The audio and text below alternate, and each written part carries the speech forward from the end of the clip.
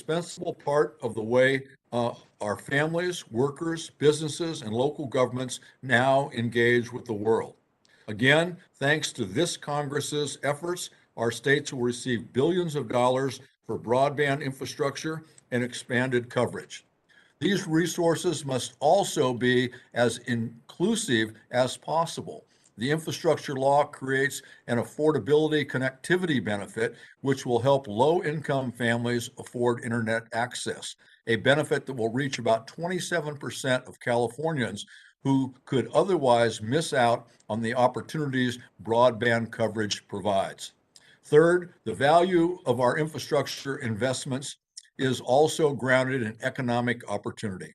Analysis of the new law consistently indicate that these improvements will create hundreds of thousands of middle-class jobs and training opportunities. This is an investment in economic growth and financial security that American households need to recover fully from the pandemic crisis. The infrastructure law's investments also significantly address the grave climate and disaster resilience challenges that we face. I believe that this Congress needs to do as much as possible to support the green energy economy and to protect our constituents from the effects of climate change. The infrastructure law takes an historic step by focusing resources on electric vehicle infrastructure and on climate resiliency. It invests $7.5 billion to build out the first ever national network of EV chargers in the United States, including at least $380 million in my home state. It also provides funding to improve protection against natural disasters and to invest in weatherization that will reduce energy costs for families. As this subcommittee knows, I care deeply about wildfire mitigation and disaster relief. I've seen firsthand the toll that natural disasters can take on the mental, physical, and economic well-being of my district's residents. The infrastructure law focuses on resiliency funding, including $85 million to protect Californians against wildfires. It represents a much needed and long overdue investment in our constituents and their futures. As implementation of the new law moves forward, I believe it is extremely important for our subcommittee members to examine the impacts of these investments on our districts. That's why I brought together our panel of witnesses today to share their expertise. The legislation's goals enjoy strong bipartisan support across our country. I very much look forward to discussing with our witnesses just how these goals are becoming a reality.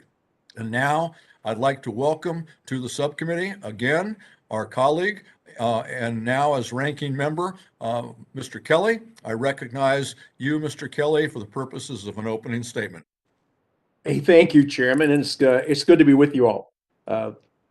With Devin leaving and everybody kind of ratcheting up, and now Adrian's no longer the ranking member on this committee, I really appreciate the opportunity to work with you because we've done a lot of things together already. Now, but we're not going to agree on everything. Now, the topic of this hearing is the economic impact of federal infrastructure investment. So with the jobless recovery and inflation fueled by inefficient spending, most families don't really feel like things are getting better. Housing is getting more expensive. Groceries are getting more expensive. Transportation is getting more expensive. Gasoline, both regular gas and diesel, is getting more expensive. It was 5 degrees in Butler, Pennsylvania this morning when I got up. And a lot of the people in the district I represent, they heat their home. Their energy source is propane. That's up over 52%. That's just unworkable in anybody's world.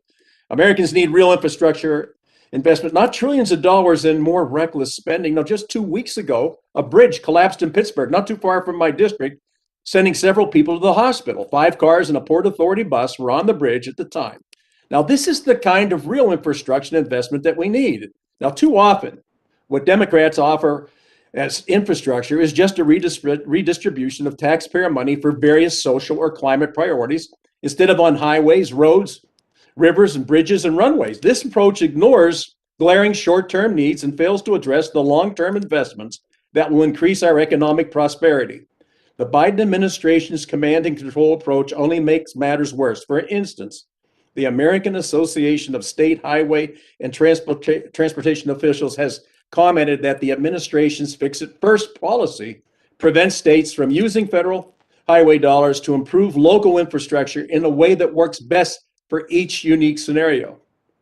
Now, AASHTO is not considered a conservative group or a pro-business group. It's a bipartisan group of transportation officials closest to the local action. By that means they are the closest to the people, the very people that we all represent. And this is not what the people were told was happening when the infrastructure legislation was being debated. White House folks are trying to rewrite, once again, what the people wanted and needed, which is more money for roads and bridges, not money for EV subsidies and charging stations.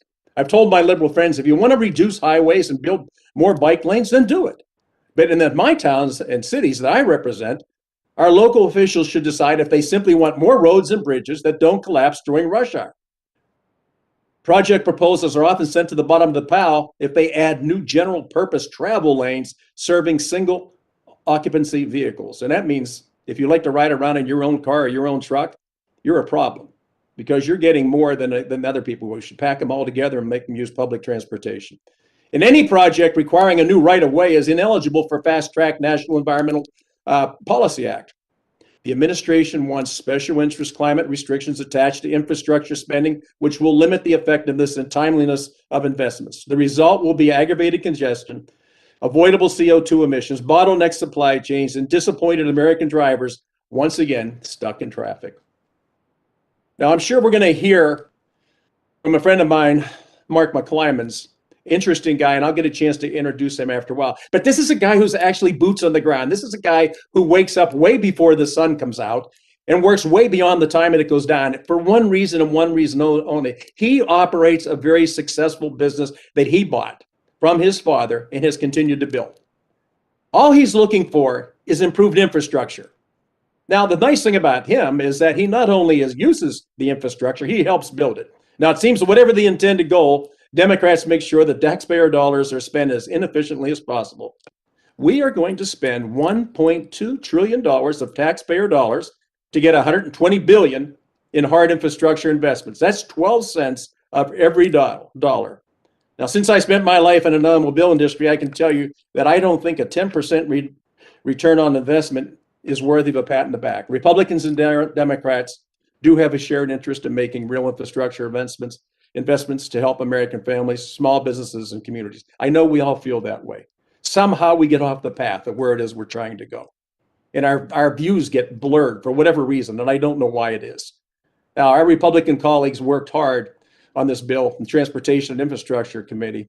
Their approach would cut red tape and ensure that any taxpayer dollars spent on infrastructure will go to things towards Americans care about. That's like roads and bridges and runways and railways and rivers and all the different things in broadband that we really do need to work on. And forget the waste and the pork projects, please. Unfortunately, this administration's wasteful spending had real economic consequences. They failed the policies of the past year and have led to the highest inflation in over 40 years with no end in sight. And according to Moody's, American families are paying at least $250 more every month just to keep up with higher prices. Guys, they're not getting ahead. They're getting further behind. The burden of inflation falls disproportionately on low to moderate income households, and that is the most regressive tax. Of course, the response to this crisis is to call for even more government spending, as well as higher taxes on Main Street, crushing mandates, and more bureaucratic control. American families cannot afford any more of these failed policies. I hope our colleagues will take this opportunity to abandon some of these wasteful spending plans, set aside tax hikes, and work across the aisle to help American families and small businesses that have been struggling throughout this pandemic. We can and should use the trillions, I'm saying trillions, not billions or millions, trillions of dollars we've already spent in a more efficient way. We have just passed over $30 trillion in debt, and our unfunded policies carry us up over $130 trillion. Gang, this is so far out of sight, we can't begin to imagine what it's going to do to our economy in the future. We can't afford to keep doing things that hurt the average American family every single day. And it affects their take-home pay. And believe me, I know that because on the 6th and 21st of every month, I sign checks. Mike, you did it in your business. just telling you, there's Thank a you, better Mr. way for us Kelly. to spend our money. Just be realistic about it. So I'm looking forward to this today. I think we got a great panel. I think we got a great group of people on board with us. And I think, you know, at the end of the day, let's stop doing what we think is good for Democrats or Republicans, and let's just start doing things that are good for our fellow Americans. Thanks so much, and I yield back. Thank you, Mr. Kelly. Please note the generosity extended to the gentleman's first meeting as ranking member. Without objection, all members' opening statements will be made part of the record. And I want to thank at this time our witnesses for taking the time to appear before us today and for sharing their expertise on this very important issue. I'm going to introduce the witnesses. We'll first hear from Dr. Sean Wilson, is the Secretary of Louisiana Department of Transportation and has been a tireless advocate for issues affecting the transportation and development of the state. He was elected the first African-American president of the American Association of Highway and Transportation Officials in 2021. Next, we'll hear from Commissioner Victoria Sheehan, who is the commissioner of the New Hampshire Department of Transportation, where she oversees the agency with a dedication to providing safe and efficient transportation systems. She brings transportation engineering and management expertise to her role as commissioner. She's also a member of ASHTO's and executive committee and serves as the chair of the Strategic Management Committee, Transportation Policy Forum, and Knowledge Management Committees. Then we'll hear from Jung Lee, who is the deputy director, and chief policy officer of ASHTO's. He leads the organization's transportation policy work and is a key liaison between ASHTO and Congress, the U.S. Department of Transportation, and other organizations. He previously worked at the Federal Highway Administration and began his tenure at ASHTO in 2017. I'll now turn to our colleague, Mr. Kildee, to offer an introduction of the next witness. Thank you, Mr. Chairman, and I really appreciate you holding this hearing and allowing me to participate. I'm honored to introduce Dr. Mona Hanna-Attisha to testify today at our hearing on the historic investments that this Congress has made in America's infrastructure, in our economic competitiveness. And many of you have gotten to know Dr. Mona. She has testified before Congress on several occasions. And as I said, we call her Dr. Mona. She is a Michigan State University pediatrician who runs a children's medical clinic in my hometown of Flint. I may have on occasion mentioned my hometown of Flint. She's the hero who exposed the water crisis in Flint. When state officials were telling Flint residents that the water was fine, Dr. Mona exposed through her analysis of children's blood lead levels that there was something deeply wrong. She also leads the Flint Lead Exposure Registry to help Flint and communities across the country work to minimize the impact of lead exposure on people's health. In fact, this week, I reintroduced my Flint Registry Reauthorization Act, bipartisan legislation to fund the registry for the next decade and to continue its critical work. I especially want to thank my colleagues, Representative Moore, Representative Sewell, Representative Larson, for their past support of this really important legislation. Dr. Mona truly embodies the spirit of the people of Flint. She's persistent, she's unwavering in her convictions, she's an incredible advocate for children, and so I'm really glad to have her here to talk about the impact that these investments, particularly in our water infrastructure, will have on communities. So thank you, Mr. Chairman, and I yield back. Thank you, Mr. Kildee, and welcome, Dr. Mona. Next, I'll yield to our ranking member, Mr. Kelly, to introduce the next witness. Oh, thanks, Chairman. Listen, Mark McClymans and I go back a long way. I think if you look at people, and the great American dream, right, is always to start small, start your own company, try to build it and do an awful lot in your community. Mark's dad started this business that Mark bought from him, by the way. He wasn't left to him, he bought it from him. He started driving a truck at 18. Now, Mark purchased the company from his dad, George McClymans, who's passed. and incorporated under the name of McClymonds Supply and Transit Company. Now, think about this. This kid started, I still call him kid. I mean, I think he's a couple years younger than me. I'm trying to stay young here. But so he buys this business from his dad. They had 7 trucks. 7 trucks. Today they have over 400 trucks. And maybe when he gets a chance to talk, he can give you a little bit of an idea of what those trucks cost to buy. Now, through the years, the company's acquired 2 river terminals on the Ohio River and 2 rail terminals to expand its logistic capabilities. This the company's base, customer base, has grown exponentially over the years. Now, Mark has done a lot in his community. He does a lot in the area we live in. And the key to having Mark on today, when you talk about infrastructure, he's a guy that not only uses infrastructure every single day, who runs a business and has to make payroll a couple of times a month and have great benefits for his people, but he's a guy who builds roads. He's a guy that actually does the work that we're talking about when it comes to infrastructure. So I'm really proud to have him on board today. He is truly the red, white, and blue of what makes this country so great, and that is Americans doing everything they can, not only to better themselves, but to better their families and the communities they work in. I could not be more happy than to have Mark on the line today. And this is a guy, the boots on the ground. He's not a theorist. He's not a guy that says, well, I think this would work. He's a guy that's been through the ups and downs, had his nose bloodied, has been knocked down, got back up off the mat, and got back and got it rolling again. So I'm so happy to have Mark here, and I think you're going to really enjoy his testimony. Thank you, Mr. Kelly, and welcome, Mr. McClymonds. To the witnesses, each of your statements will be made part of the record in its entirety. I would ask today that you summarize your testimony in 5 minutes or less. And to help you manage that time, please keep an eye on the clock that has been pinned to your screen. If you go over your time, I'll notify you with a tap of something on my computer. And I appreciate your understanding of the time constraints. We'll start now. I'd like to call on Dr. Wilson.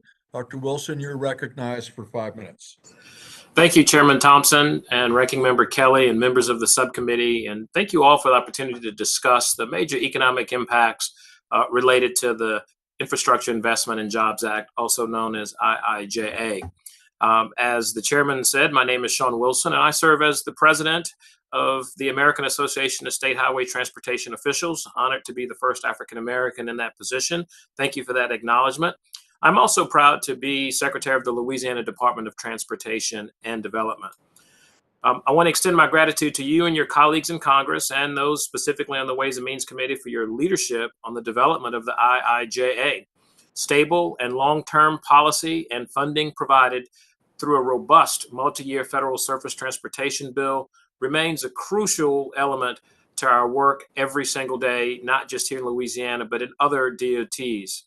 Second, I'd like to share 2 emphasis areas that I'm leading as AASHTO president. The first is pathways to equity, and then the second is partnering to deliver. From a global pandemic to the effects of climate change, and even a more robust national discussion on diversity, equity, and inclusion, state DOTs have stepped up and will continue to respond to these challenges and cultivate new partnerships in those processes.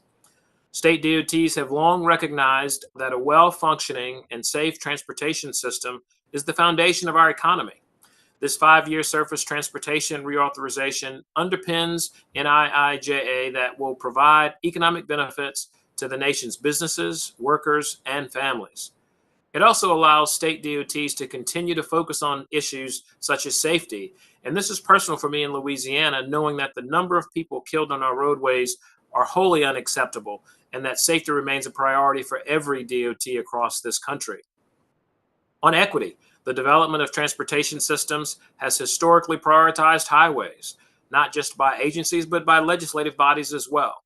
These decisions often significantly impacted low-income communities, minority neighborhoods, non-drivers, and people in inaccessible locations, and people, of course, with disabilities.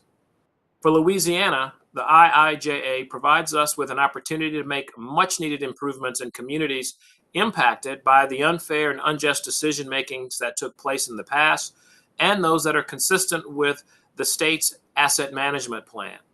The Claiborne Corridor and I-49 Connector South, for example, are two projects that will benefit, I believe, from the dedicated and discretionary grant funding in the legislation, funding that will allow us to consider thoughtful and sustainable improvements to infrastructure in affected areas. Turning to workforce, our workforce is an urgent and critical issue for state DOTs. We're not immune to the workforce challenges being felt all across the country, and we will need to adjust to the culture and the new workforces to recruit and retain employees. You know, IIJA provided an increase in funding to state DOTs, and we're grateful for that. The ability to effectively utilize these resources depends upon having necessary workforces in place. Restructuring, providing increased diversity and inclusion, and greater employee buy-in and collaboration and organizational culture change may be required for us to be successful. In the world of resilience, the number of cost of natural disasters in the United States continues to increase at record-setting rates. In Louisiana, IIJA will provide us an opportunity to address those issues and to continue to develop a more resilient transportation system that will improve our ability to protect against, to respond to, and to recover from or mitigate natural and man-made disasters. And then specifically with regards to bridge investment, IIJA includes the largest such program since the construction of the interstate. This funding will greatly accelerate the progress states have made in reducing the number of bridges that are in poor condition. As part of IIJA here in Louisiana, we will continue a long-standing investment in bridges by allocating over the $1 billion over the next 5 years to rural and urban bridges alike that are in need of rehabilitation and replacement. So, as I close, I will tell you that AASHTO and state DOT members are fully devoted to supporting Congress and implementing the IIJA in order to ensure a full economic recovery and growth and enhance the quality of life through robust investments in infrastructure and transportation programs and projects. Thank you again for the opportunity to testify before you today, and I look forward to responding to your questions and expounding on what's in my written testimony. Mr. Chairman. Thank you, Dr. Wilson. Commissioner Sheehan, you are recognized for 5 minutes. Chairman Thompson, Ranking Member Kelly, and members of the subcommittee, thank you for the opportunity to discuss how we can build the foundation for our nation's future through infrastructure investment. My name is Victoria Sheehan, and I'm proud to serve as Commissioner of the New Hampshire Department of Transportation. I'm also the immediate past president of AASHTO. First, I'd like to echo Secretary Wilson's gratitude for your dedication and tireless leadership on development and delivery of the IIJA. We in New Hampshire look forward to putting $1.5 billion in highway and transit formula dollars to work over the next 5 years. Unlike Louisiana and the other states, we intend to compete for additional resources from the discretionary grant programs. Secondly, like Secretary Wilson, when I was AASHTO president from 2000 until 2021, I too had emphasis areas that reflect key priorities of the subcommittee. My emphasis areas were the value of transportation and workforce development. During my term, AASHTO was able to strengthen its efforts to help people better understand the value of transportation and how it impacts quality of life. On workforce development, we revamped AASHTO's leadership development and training programs and provided updated tools and guidance that help state DOTs capture the institutional knowledge of experienced technicians, engineers, and organizational leaders. But this afternoon, I'd like to touch on a few areas of importance to AASHTO and New Hampshire. While the IIJA funding is important, in the transportation sector, federal dollars play a relatively small role compared to the total investment made in the United States. According to the Congressional Budget Office, only 22.3% of total transportation funding for capital, operations, and maintenance activities comes from the federal government. The remainder represents state and local government spending.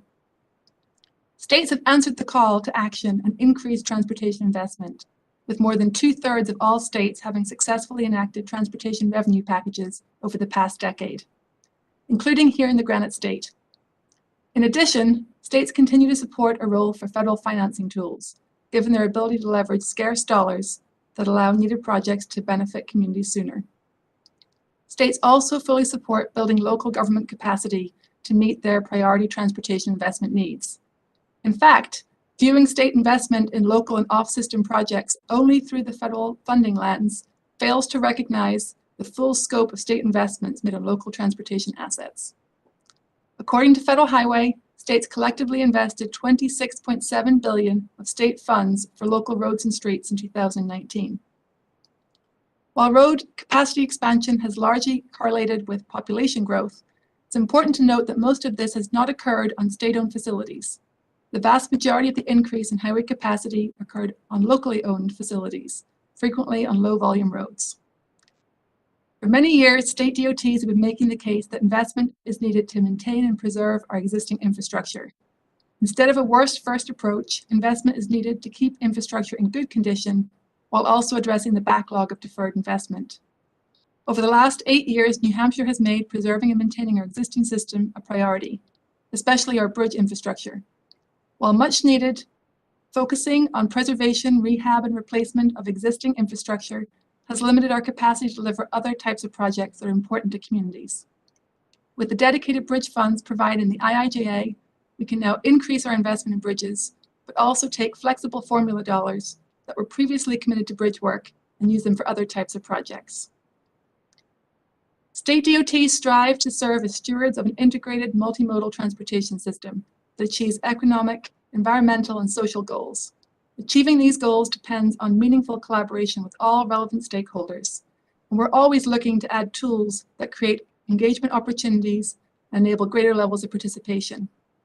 Specifically, state DOTs are committed to enhancing the decision-making processes, focused on advancing racial justice and incorporating equity, diversity, and inclusion in all aspects of transportation. Lastly, as you heard from Secretary Wilson, state DOTs are managing broadband deployment on their properties to enhance mobility and increase safety on the nation's roadways, as well as providing improved access to digital resources, especially for rural communities across the United States. New Hampshire now plans to leverage federal funds to expedite the delivery of high-speed internet to underserved rural and urban communities throughout the state. AASHTO and its state DOT members appreciate the subcommittee's interest and oversight on the implementation of the IIJA. Thank you again for the honor and opportunity to testify today. I look forward to your questions. Thank you, Commissioner Sheehan. Now I'll recognize Mr. Lee for 5 minutes. Mr. Lee, you may proceed. Chairman Thompson, Ranking Member Kelly, and members of the subcommittee, thank you for the opportunity to further discuss critical economic benefit of the Infrastructure Investment and Jobs Act. My name is Jung Lee, and I serve as Deputy Director and Chief Policy Officer for AASHTO. We're grateful for this committee's leadership on getting the IIJA across the finish line. It's not lost on me that the IIJA was enacted almost 2 years after the January 2020 Ways and Means hearing entitled Paving the Way for Funding and Financing Infrastructure Investments, in which I last had the great honor to testify before this body. In order to immediately deliver on the public benefits of the IIJA, AASHTO is currently working on an implementation plan to convey optimal program design recommendations to our federal partners. 1, federal executive agencies should implement the law as soon as practicable. 2, where a range of possible legislative interpretations exist, federal partners should provide flexibility that best meets unique needs of each state. And 3, AASHTO's ongoing input will be critical in the development of federal regulations, guidance, and policies. State DOTs are thankful that the IIJA at its core includes a 5-year reauthorization of federal highway, safety, transit, and passenger rail programs with $567 billion in total transportation funding. This federal investment complements ongoing state DOT investments in all modes of transportation. In 2019, state DOTs invested $20.8 billion in public transportation, almost double the federal investment. Also that year, 25 state agencies provided $750 million in funding support to Amtrak and almost half of its riders nationwide. For civil aviation, states helped to support 4 million jobs and generated $850 billion in total economic activity in 2020. State DOTs are also on the cutting edge of transportation, technology, and innovation, addressing emerging issues including connected and automated vehicles, electric vehicle charging infrastructure, unmanned aerial systems, and shared mobility. Given the public's high expectations of the IIJA, we're concerned that many of its programs cannot be put to use until the full fiscal year 2022 appropriations package is enacted. Without it, states, local governments, and public transit agencies will not be able to access the IIJA's 20% funding increase for highway formula and 30+% increase for public transit formula programs, along with new transportation initiatives in the law. Given the tremendous bipartisan effort that Congress put into the IIJA, we ask for your help in putting not some, but all of the IIJA to work as soon as possible. Even with IIJA enactment, we as a nation continue to struggle with the solvency of the Federal Highway Trust Fund. With $272 billion transferred from the general fund to keep it solvent since 2008, we recognize the urgent need for a permanent revenue solution to stabilize our transportation investment for the long term. According to the Congressional Budget Office, dedicated revenues, including the federal gas tax, will only be able to support about half of ongoing spending, and the trust fund will face a $215 billion cumulative cash shortfall through 2031. AASHTO strongly supports the new National Motor Vehicle Per Mile User Fee pilot program in the IIJA. State DOTs are at the forefront of this research, and their best practices must inform this national effort. State DOTs also express our appreciation to this committee for doubling the private activity bond volume cap for qualified highway and surface freight facilities to $30 billion. A critical part of the IIJA are discretionary grant programs, which have increased substantially and which support some of the most important congressional priorities. Key issues to address include building up the institutional capacity and resources necessary for eligible recipients to successfully apply for and deliver projects, especially at the local level, as well as for federal agencies to efficiently evaluate applications and oversee funded projects. Also, there's great difficulty in planning multi-year state and local capital programs due to the low probability of successfully obtaining discretionary grants. State DOTs are eager to share their institutional expertise and resources, especially with smaller local partners, to make sure their common priorities are addressed. To close, state DOTs remain fully committed to strategically managing its assets under the IIJA. Concerted efforts by every state DOT over the past decade have resulted in the number of bridges in poor condition decreasing by 18%, and the amount of interstate pavement in good condition increasing by 10%. Thank you again for the honor and opportunity to testify today, and I'm looking forward to answer any questions. Thank you, Mr. Lee. Now I'll recognize Dr. Mona. Dr. Mona, you are recognized for 5 minutes. Thank you. Thank you, Chairman Thompson, Ranking Member Kelly, and all the members of the subcommittee for this opportunity. A special thank you to my good friend, Congressman Kildee. As Congressman Kildee said, over the years, I've had the great privilege of testifying before different congressional committees, and I'm usually sharing the Flint story and sharing what we can do better to protect our nation's kids, like strengthening regulations, investing in public health, and fixing infrastructure that makes people sick. However, today, more than anything, I am here to say thank you. The Bipartisan Infrastructure Investment and Jobs Act is a really big deal. It respects science, learns from history, advances equity, and truly protects our children.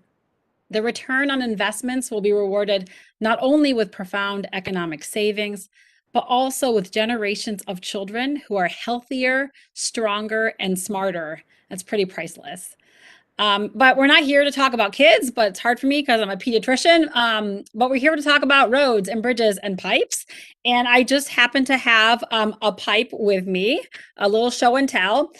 So this is a lead pipe that was excavated from the Flint home of Oscar and Elizabeth Brown. In the 1950s, the Browns moved from Mississippi to Flint as part of the Great Migration North. And the Browns were hoping to build a foundation of prosperity and opportunity and equality. Mr. Brown worked at the Buick plant, and they lived in Flint, raising and nurturing generations of their children. And for decades, they drank water from this pipe. And they assumed, like so many of us do, that when you turn on your tap, that your water is safe to drink. And the Browns were still in Flint in 2014 when a state-appointed emergency manager changed our water source. And the water that began to flow through this pipe was super corrosive, and it dissolved the lead. And the lead came out of these pipes and into our drinking water and into the bodies of unsuspecting residents. And the entire Brown family, including Dana, their great-grandson, continued to drink water from this pipe. And lead in water is sneaky. You can't see it, you can't taste it, you can't smell it. But I think you can appreciate that it's kind of like a straw. But in this case, it's a poisonous straw. We know there's no safe level of lead. It's a neurotoxin. It can erode cognition and twist behavior and diminish health. Little Dana did suffer health problems, including seizures. Thousands of Flint kids drank from these straws, and millions of US kids continue to drink from these straws. Flint has opened the nation's eyes to the pervasive inadequacy of our water infrastructure systems, from drinking water contamination like lead or PFAS, to the lack of running water in rural and tribal communities, to waste and sewage failures in places like Alabama, and the lack of infrastructure resilience as we saw during the Texas freeze. It makes economic sense to invest in water infrastructure. The initial $15 billion investment for lead line replacement is expected to generate a net societal return of $5 billion. You know, holding this pipe, I think often about what it represents. I think about the Brown family and how they moved to Flint for a better life, and how despite their best efforts, policies and prejudices failed generations of their family, making it really difficult to be healthy. But more than a symbol of failure, this excavated lead pipe symbolizes hope, because it's in my hand and it's not in the ground anymore. In Flint and all over, like Newark, New Jersey, we have begun to dig up these poisonous straws. And soon, thanks to your leadership, this symbol of hope will multiply. And while I'm primarily here to say thank you, I note that there is more to be done to fully fund lead pipe replacement. Congress must find a way to appropriate the remaining $10 billion that was in the Build Back Better plan. I urge you to make that a priority. In closing, I ask you, what is infrastructure if not the building of a robust foundation for our nation's greatest and most valuable resource, our children? Thank you again for this opportunity, and I look forward to your questions. Thank you, Doctor. Last, we'll hear from Mr. McClymans. Mr. McClymans, you are recognized for 5 minutes. Thank you for joining us. Chairman Thompson, Ranking Member Kelly, and the members of the subcommittee. I want to thank you for the opportunity to appear today. The McClymans trucking business was formed in 1945 by my father, George R. McClymans. Upon returning home from World War II, he launched the business by purchasing his first truck, a single-axle truck which he would haul sand and gravel and coal to people's houses and shovel it into their basement for heat. Along with my mother Gladys, he operated a family business under the name George McClymans Trucking while they raised 6 children. The company grew upon developing a great reputation of service and honesty, winning over a network of customers and drivers throughout the 50s, 60s, and 70s. A lot of those customers are still with us today, but most of those drivers have retired, and the shrinking driver pool has become a real challenge to replace them. In 1983, I purchased and incorporated the company's McClymans Supply and Transit. Since incorporation, McClymans Supply and Transit has grown to include a variation of truck services, 4 terminals, including an over-the-road division. As we developed a network of diverse regional customers, we started an affiliated company for logistics. MST Logistics was founded in 2004, to expand our ability to service customers by brokering freight and other with 2 reputable carriers and owner-operators. I appreciate the opportunity to share my perspective on the infrastructure and the economy. Truck drivers are an indispensable part of the economy and the way of life. The trucking industry moves over 70% of the U.S. freight tonnage every year, and many communities rely exclusively on trucks to send and receive their products. The industry is one of the country's largest employers, with over 3.5 million drivers, or 1 out of every 18 American jobs. Increasingly, truck drivers are stuck with highway congestion and other inefficiencies. One report showed that the traffic jams added nearly $75 billion to the cost of freight transportation every year. The same report showed that truck drivers sat in traffic for 1 billion hours in 2016, burning nearly 7 billion gallons of fuel.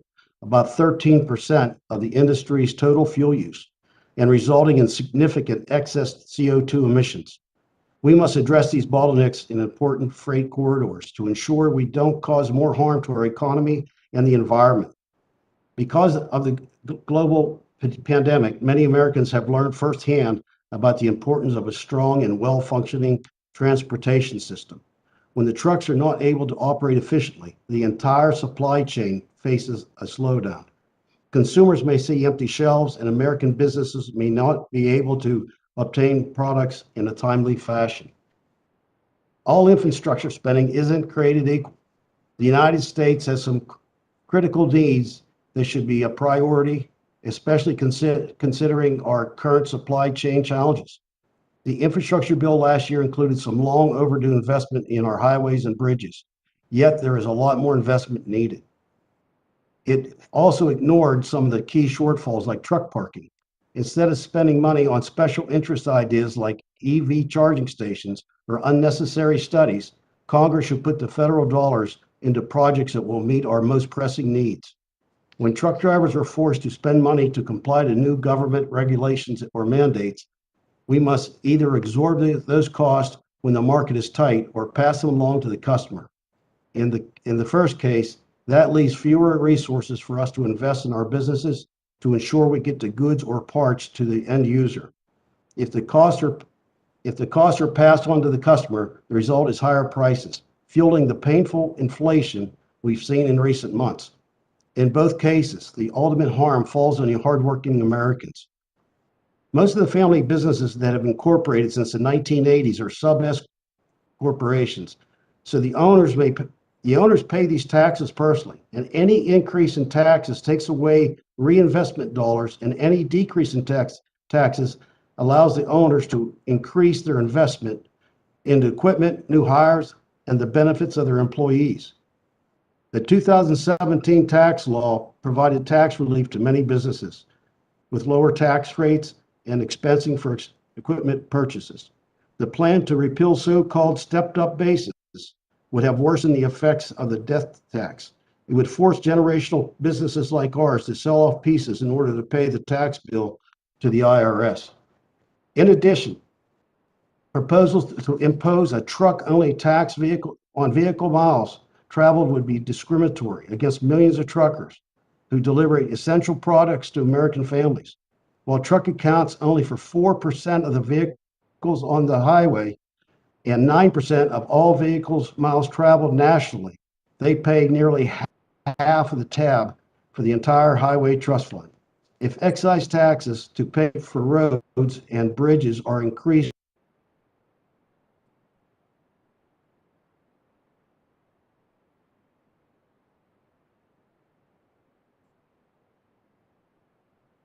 Thank you, Mr. McClyman, for your testimony.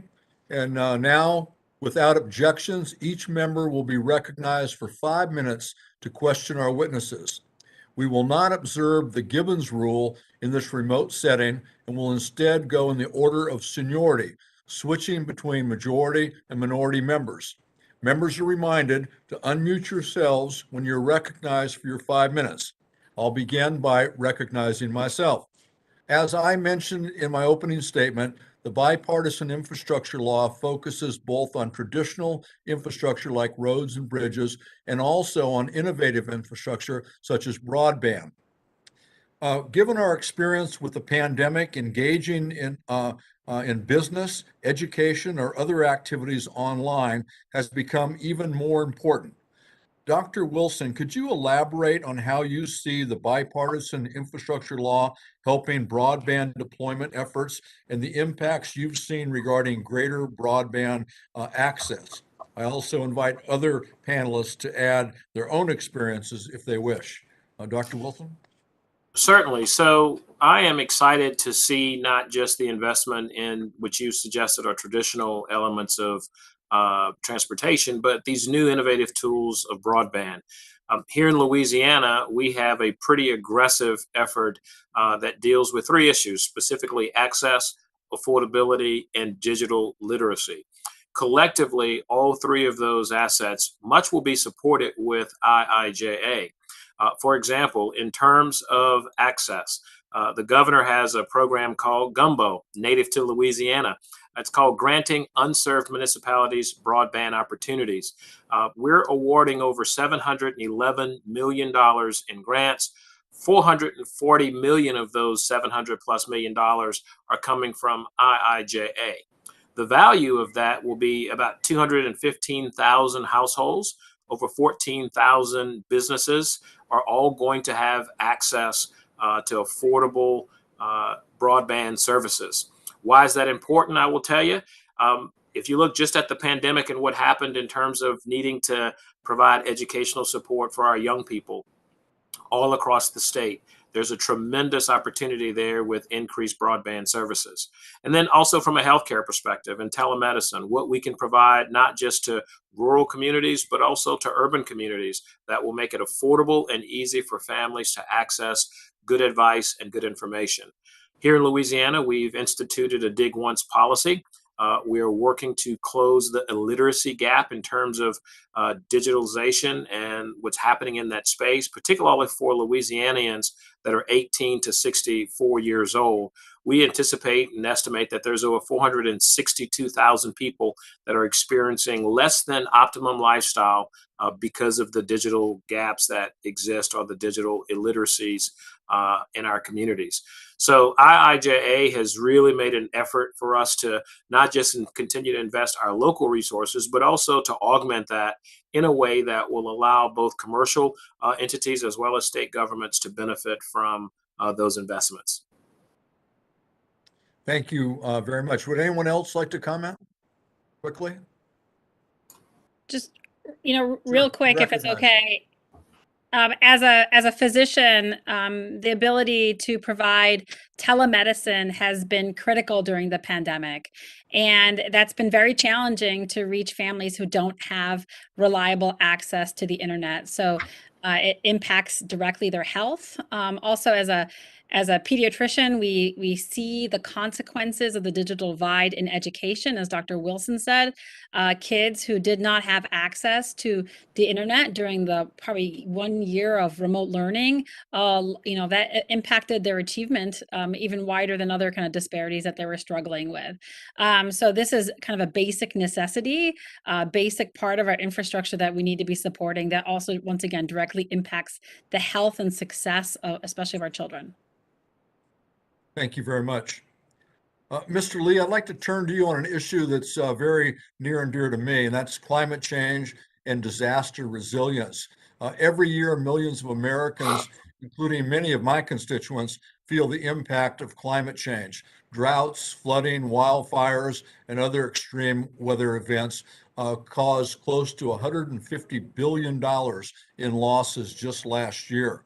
More important, the emotional and physical toll that these disasters exact on Americans who lose their homes, their jobs, or their health is just absolutely incalculable. Yet resiliency and mitigation issues are often overlooked when it comes to traditional infrastructure investments. Can you speak to how the infrastructure law the bipartisan infrastructure law invest in resiliency and the impacts of those investments for our constituents who are at risk? Thank you for the great question, Mr. Chairman. I think one of the hallmarks of the infrastructure bill is a concerted and very intentional effort to improve the resiliency of our entire infrastructure capital stock, including those concerning transportation assets as well. And I think the combined approach of the formula programs in the bill that provides that ample flexibility to meet each state's unique circumstances and needs, but by increasing eligibility to include previously ineligible activities to strengthen resiliency across the board on all the core formula program categories, provides that basic foundation for every state to be able to have the necessary dollars and resources to tackle resilience issues. And then combined with the discretionary grant programs, states and local partners have the opportunity to further supplement the core formula program funds to be able to invest in additional programs and projects of their highest priorities to increase resiliency. And you want to say anything on what this law will mean in regard to developing our workforce and creating good paying jobs? That's also a great theme of the bill. And, I think certainly we have great state stories from our Secretary Wilson and Commissioner Sheehan, who can share more direct experience as well. But one of the things that we are looking at is, as President Sean Wilson of AASHTO mentioned, expanding our partners with non-traditional entities. We're working with a group called Center for Employment Opportunities out of New York City, for example. Their goal is to help previously incarcerated individuals come back into the workforce, start a career, and they're helping to place workers on the state DOT maintenance task forces as an example. And we're looking to scale up those types of opportunities throughout the country. Thank you very much. Mr. Kelly, you're recognized for questions for 5 minutes. Thanks, Chairman. I just want to go back to Mr. McClymonds, because I think that somebody who's in the private sector, and all our, everybody on the panel talked very clearly about infrastructure. And I think that all of us agree that that is a wise investment. But then the question then becomes, what do you mean by infrastructure? And then all of a sudden it gets blurred. Almost every one of you talked about actual hard infrastructure and not some of the things that are proposed in this spending. I got to tell you, 88 cents of every dollar is not going to the things that you think 12 cents of every dollar is. But I want to talk with Mark about this because of his business. Mark, so when I look at your total cost of operation and the effect that inflation's having on it, your availability of talent, and then the actual roads that you travel on and the taxes that you pay, whether it's for fuel or all the different things. If you can just kind of give us a really brief rundown, because I think sometimes when you're in these elected offices, you kind of get away from where the rubber meets the road, so to speak, or where the steel wheels on a steel rail, or however you want to describe this, to get things moving. Can you give us a little idea of the structure of your business and infrastructure and the taxes that you have to pay? And I think I remember you said you have 400 trucks. So whatever you're talking about, it's times 400. If you can just kind of walk through that, if you can do that right now, I'd appreciate it. Well, sure, Mike. Thanks. Our small company runs 25 million miles a year. Our average truck gets 5 miles to the gallon. There's $1 tax on every gallon that we burn in Pennsylvania. And besides that, we pay the turnpike fees. So we're well over $1 million a year in turnpike fees and $5 million a year in road use taxes just for diesel fuel, not counting the license plates or the user fees. It's very expensive. Yeah, so I was trying to figure it out because every time I gas up, I know there's a federal tax that's already built in, then there's a state tax, and I think Pennsylvania is one of the top 3 states as far as sales tax is concerned. And I think for every gallon, I may be wrong on this, but I think for every gallon of diesel fuel, there's 74 cents per gallon for diesel and 58 cents per gallon for gasoline. That's, when I look at what it is, you're talking 5 miles to a gallon and the hard work that you're all doing, that's really expensive. But you're building roads, you're doing all the things that we're talking about right now, the dredging that needs to take place in our rivers, the replacement of a lot of our bridges because they're failing in too many different ways. But for the rest of the panel, so when you talk about all this, because this is actually a jobs bill, right?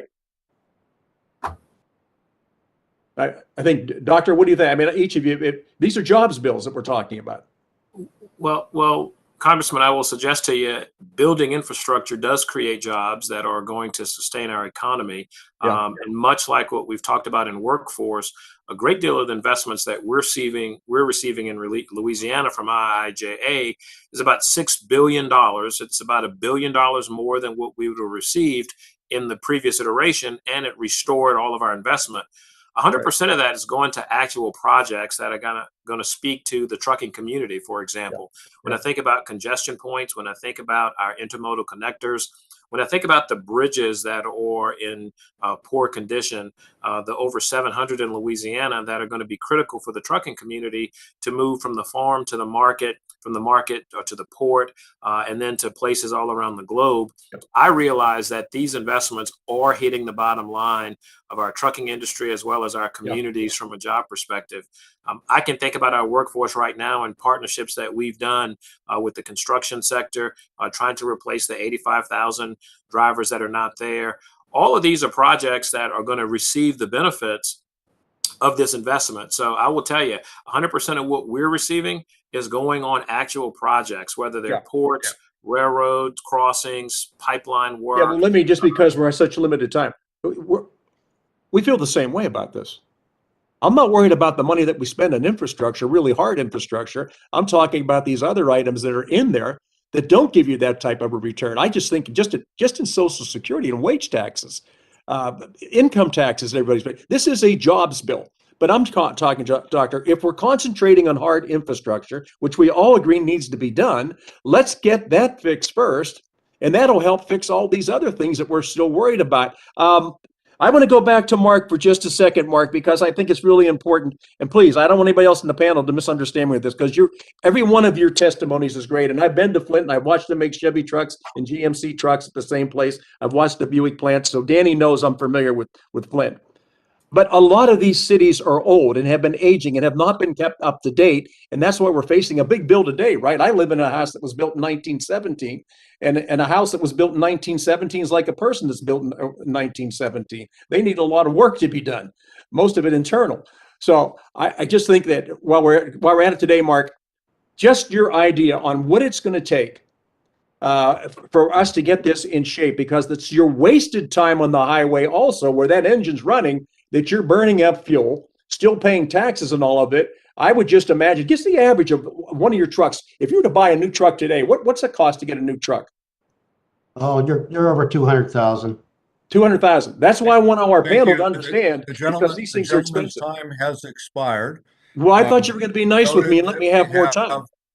Noted that we established that it cost over 200,000 to buy a truck. Mr. Doggett, you are recognized for 5 minutes.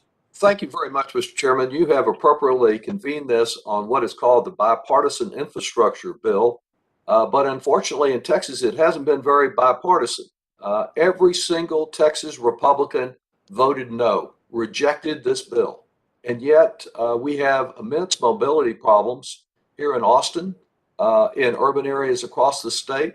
And Texas is getting over $30 billion because of this bill. Wouldn't have gotten a dime if it had been up to the members of the Texas Republican delegation.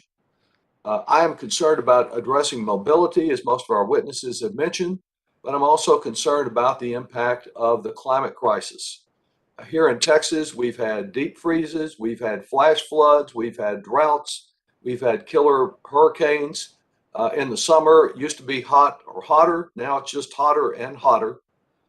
Indeed, today is the 1-year anniversary of Governor Greg Abbott's deadly failure to weatherize our grid. We had a deep freeze here a year ago because there was not proper preparation, but gross negligence. Millions of Texas families suffered. There were a number of deaths, incredible loss of water and of electricity. Our Texas House colleagues, particularly Texas Representative Vicki Goodwin, is hosting a People's Summit at the Texas Capitol today to look at this tragedy and other ways that we can correct it. There is some support for upgrading our grid in the infrastructure bill, though most of the problems here are problems of a failure of state leadership and still the need for state action on this. I know, Secretary Wilson, that Louisiana, as our next door neighbor, is no stranger to extreme weather. Could you just comment briefly on how this infrastructure law will help us in meeting some of the challenges of the climate crisis? Well, thank you for that comment, Congressman Doggett. I will tell you, Doggett, I'm sorry. I will tell you, we've evacuated people from Texas. Texas has helped us in these disasters. And you're right, this is where the rubber meets the road, and we're keeping people safe. DOTs around the country, including those especially in the South, are familiar with disasters and resilience issues. Over the last nearly 20 years, we've spent $16 billion on 28 declared disasters, some of that hitting your state. We see the value of IIJA helping us make investments, not just in very targeted programs, but in our entire construction program as it relates to incorporating a lens of resilience. We're looking at using scientific tools and data having objective decision making, that the science will drive us as it relates to the strength of our electrical grid and greenhouse gases and climate change in its entirety, and maximizing our natural floodplains here in Louisiana, and finally establishing regional watershed-based managements of flood risk. We see the value that IIJA has created by instituting a program to address this resilience and will allow us to capitalize on it. And in a state that's a big energy producer, we actually adopted a climate change initiative here in the state of Louisiana that's going to change, I think, the way we create and treat weather and how we create response efforts in that regard. And so IIJA is going to provide the resources to institute resiliency in our regular programs. And that's the most comprehensive way to do it, as opposed to fixing something only to break again. Thank you. Mr. Lee, let me ask you about this also. I find it rather unusual to see these claims that doing more to encourage electric vehicles is somehow a special interest matter. I'm the sponsor of the Electric Vehicle Charge Act, which is designed to try to get to support the other provisions in this infrastructure bill to expand the number of EV charging stations around the country, since hesitancy and concern about traveling long distances, like in the state of Texas, is discouraging people from electric vehicles. We know that transportation is the #1 source of carbon pollution in the United States. What role do you see, Mr. Lee, in having an effective EV charge infrastructure out there to support greener transportation in this century? The infrastructure bill, Congressman, agrees with your priority on EV charging infrastructure deployment, addressing range anxiety by requiring the monies to be put into alternative fuel corridors that are designated, so that every 50 miles at least, you are going to be able to access EV charging infrastructure all throughout the corridor, all throughout the country. So nothing special interest about it, just a way to have more mobility, address our mobility issues at the same time that we address the climate crisis. Thank you very much, Mr. Chairman, and thank you to each of our witnesses for your testimony. Thank you, Mr. Doggett. Now recognize Mr. Schweikert for 5 minutes to inquire. Thank you, Mr. Chairman. First, let me give a little bit of a sort of a Western view, because we all love to talk about infrastructure and support it, but I will argue that much of the model that's used, particularly on the roads and bridges, surface transportation, is from a different century. So look, there's been testimony on how fast the Highway Transportation Trust Fund bleeds out. But yet we have the Highway Trust Fund doing lots and lots of things that it was not originally designed for. And a good example here in Arizona, if you think about our water projects, our dams, the world's longest aqueduct, that was loans to the United States that we had to pay back. Our highway system in Maricopa County, our freeway system substantially have paid for that locally with our own half-cent sales tax, because we missed the largesse of the 1950s, 60s, 70s, when the money was being handed out. So we built a modern system ourselves. And the frustration here is then we get memos saying the White House is suggesting move much of the money as the grants into immediate repairs. But if you're Arizona, like a couple of the other states of our members here, high growth, lots of inbound population, but our base infrastructure is actually fairly modern. Ours is not as much a focus on repair, it's on new corridors, new construction, and both the EPA requirements, the environmental permitting requirements, those things that become very difficult when you're doing new instead of repair. So one of the great faults in the design of the infrastructure bill, I think, was truly understanding the regional idiosyncrasies of how different someone on the East Coast or parts of California compared to those of us in the high growth desert areas of the Southwest. The other thing, it also, and I don't think this will be Republican or Democrat, but it is intensely frustrating. A couple years ago, we had some presentations, I think this was more in the science committees, on if you wanted to impact traffic, you wanted to impact air quality, that technology was the disruptor. A smart city type model where, stoplights, data, when the fire truck is on its way out, it synchronizes the stoplights. When the school is about to let out, that type of data infrastructure for moving traffic, particularly for those of us here in Arizona. Arizona is basically a ginormous suburb. The federal government owns the vast majority of our land. The vast majority of the population lives in one county. If I was going to turn to the witnesses and say, we here in Arizona recently had an occasion where a big rig truck drove without a driver autonomously. Very hopeful for productivity, because we need productivity to help knock down some of the inflation, also deal with the truck driver shortages, those sorts of things. That's the future. And the resources from the federal government should be focused on, the interstate systems and the embracing of that technology that crosses state lines.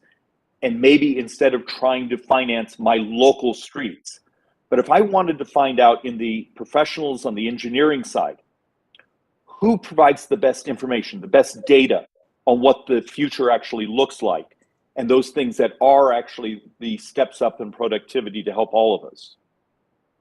Any witness at all, because this is something we're always hunting for in our office, of what we should be reading to understand where we should be pushing the body, instead of trying to finance last century's infrastructure, financing the future. Any witness at all willing to share? And with that, Mr. Chairman, apparently that doesn't, Congressman, doesn't seem to be, Congressman, yes, please. I'll give it a shot. Okay. Sean Wilson. Share with us.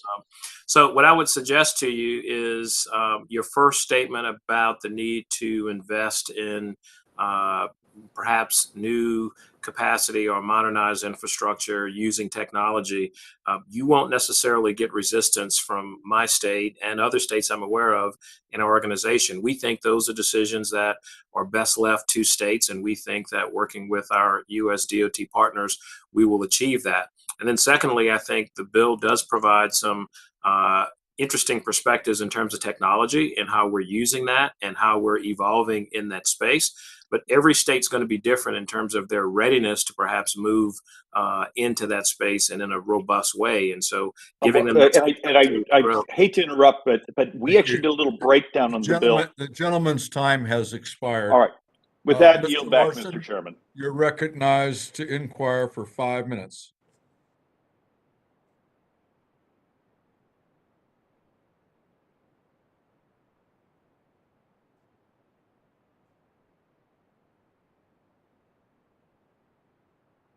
Hello? Yeah, we can hear you. Oh, okay.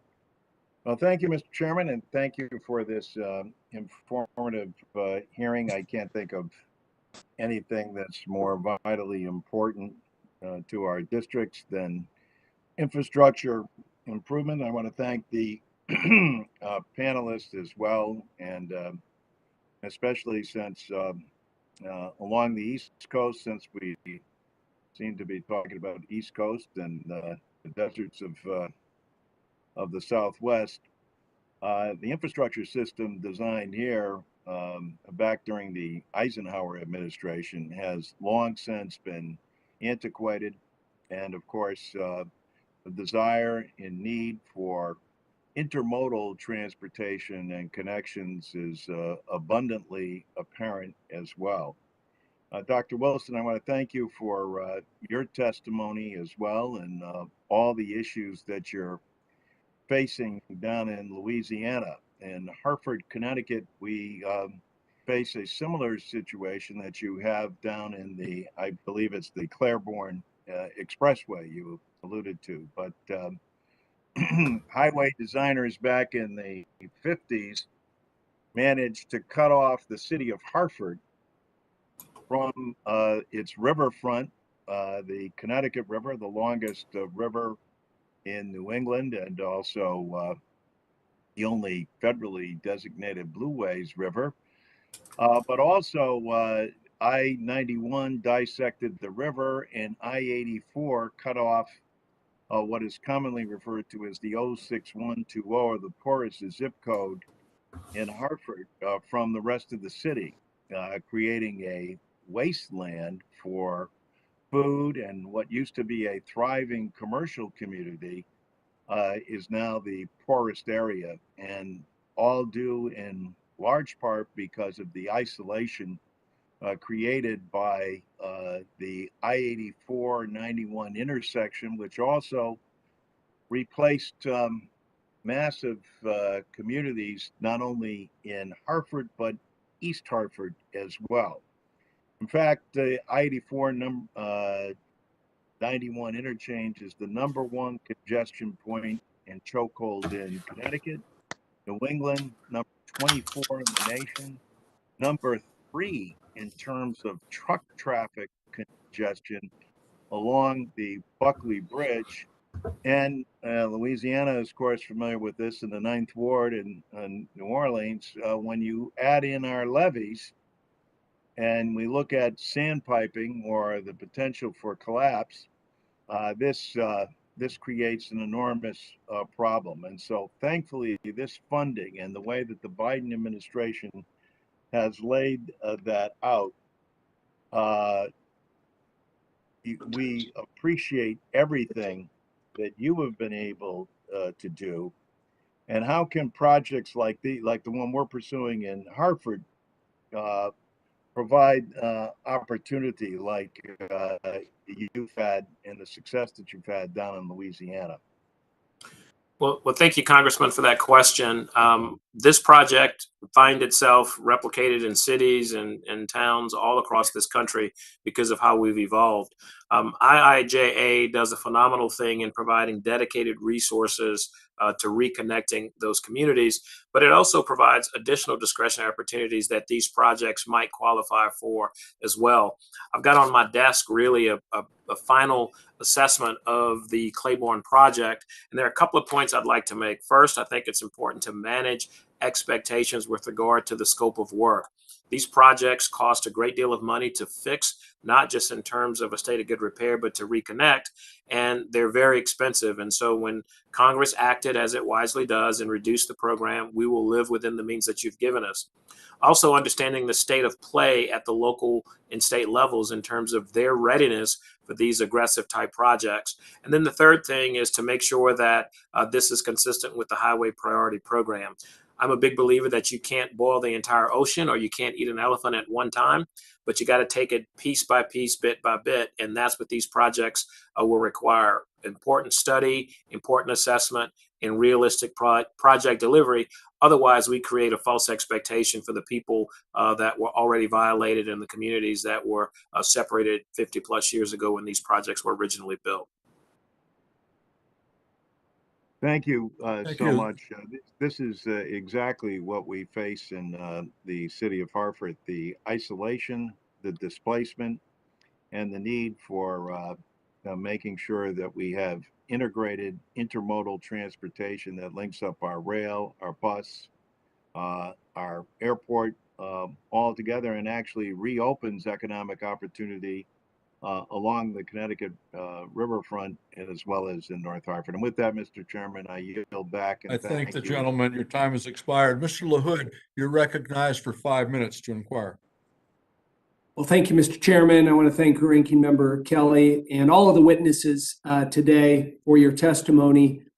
I can submit for the record that talks about the Highway Transportation Group, the Highway Transportation Agency, Federal Highway Administration. Would the gentleman suspend? Would everyone who's not speaking please mute so the person asking the question will be able to be heard? Thank you. You may proceed. Thank you, Mr. Chairman. And I want to thank the witnesses for their testimony today. Mr. Chairman, last month, the Consumer Price Index showed that inflation surged to a 40-year high, costing the typical American family almost $5,000 more a year. Under the Democrat leadership in Washington, D.C., out-of-control spending has diminished wage growth, sparked an unprecedented supply chain crisis, and harmed Main Street businesses facing worker shortages and tax hikes. While I have long been an advocate for investing in our hard infrastructure, I was disappointed that our Democrat colleagues approached a traditionally bipartisan issue in a much more partisan way earlier this Congress, linking the infrastructure package with their reconciliation agenda. I agree, we must have responsible investment in hard infrastructure. As I drive through my own district, I see the need for money to help roads and bridges and inland waterway systems. In Central Illinois, farmers, manufacturers, and small businesses utilize our transportation infrastructure to move corn, soybeans, and products all over the world. And while I agree there is the potential for positive economic benefits from responsible infrastructure investment, the investment must be coupled with responsible fiscal policy. Some of the biggest issues I hear from as I travel across Central and West Central Illinois are from small businesses that continue to face unprecedented challenges finding workers. While my Democrat colleagues continue to attempt to cast the infrastructure bill as a boon for the economy, there are many provisions included that concern me. For example, the Infrastructure Investment and Jobs Act included a provision that would disallow the Employee Retention Tax Credit, the ERTC, for the fourth quarter of 2021.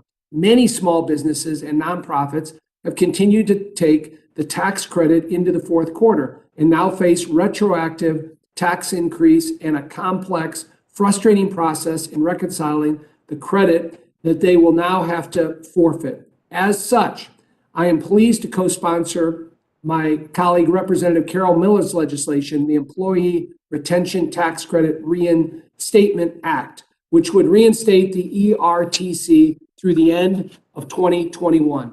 Additionally, the infrastructure package failed to address the ways to support our supply chain operators, to address the ongoing supply chain crisis and trucking shortage. I recently introduced the Licensing Individual Commercial Exam Takers Now Safety and Efficiency Act. This legislation will help streamline the process to obtain a commercial driver's license and reduce unnecessary red tape.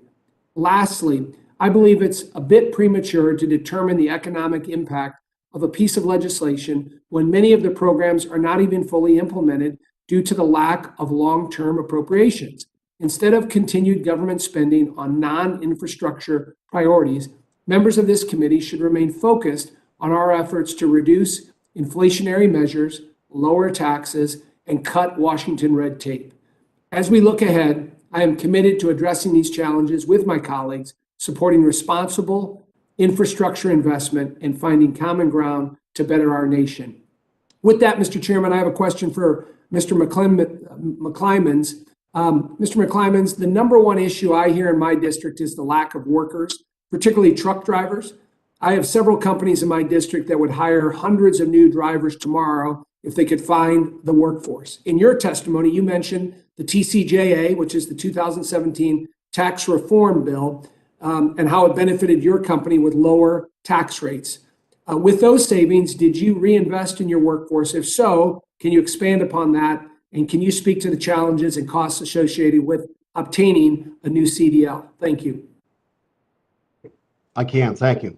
You know, I bought the business off my dad in 1983, and I've invested all the profits this company's made since then. Every year, the money that we make, we reinvest in the benefits, in the new equipment, in the hire new drivers when we can find them.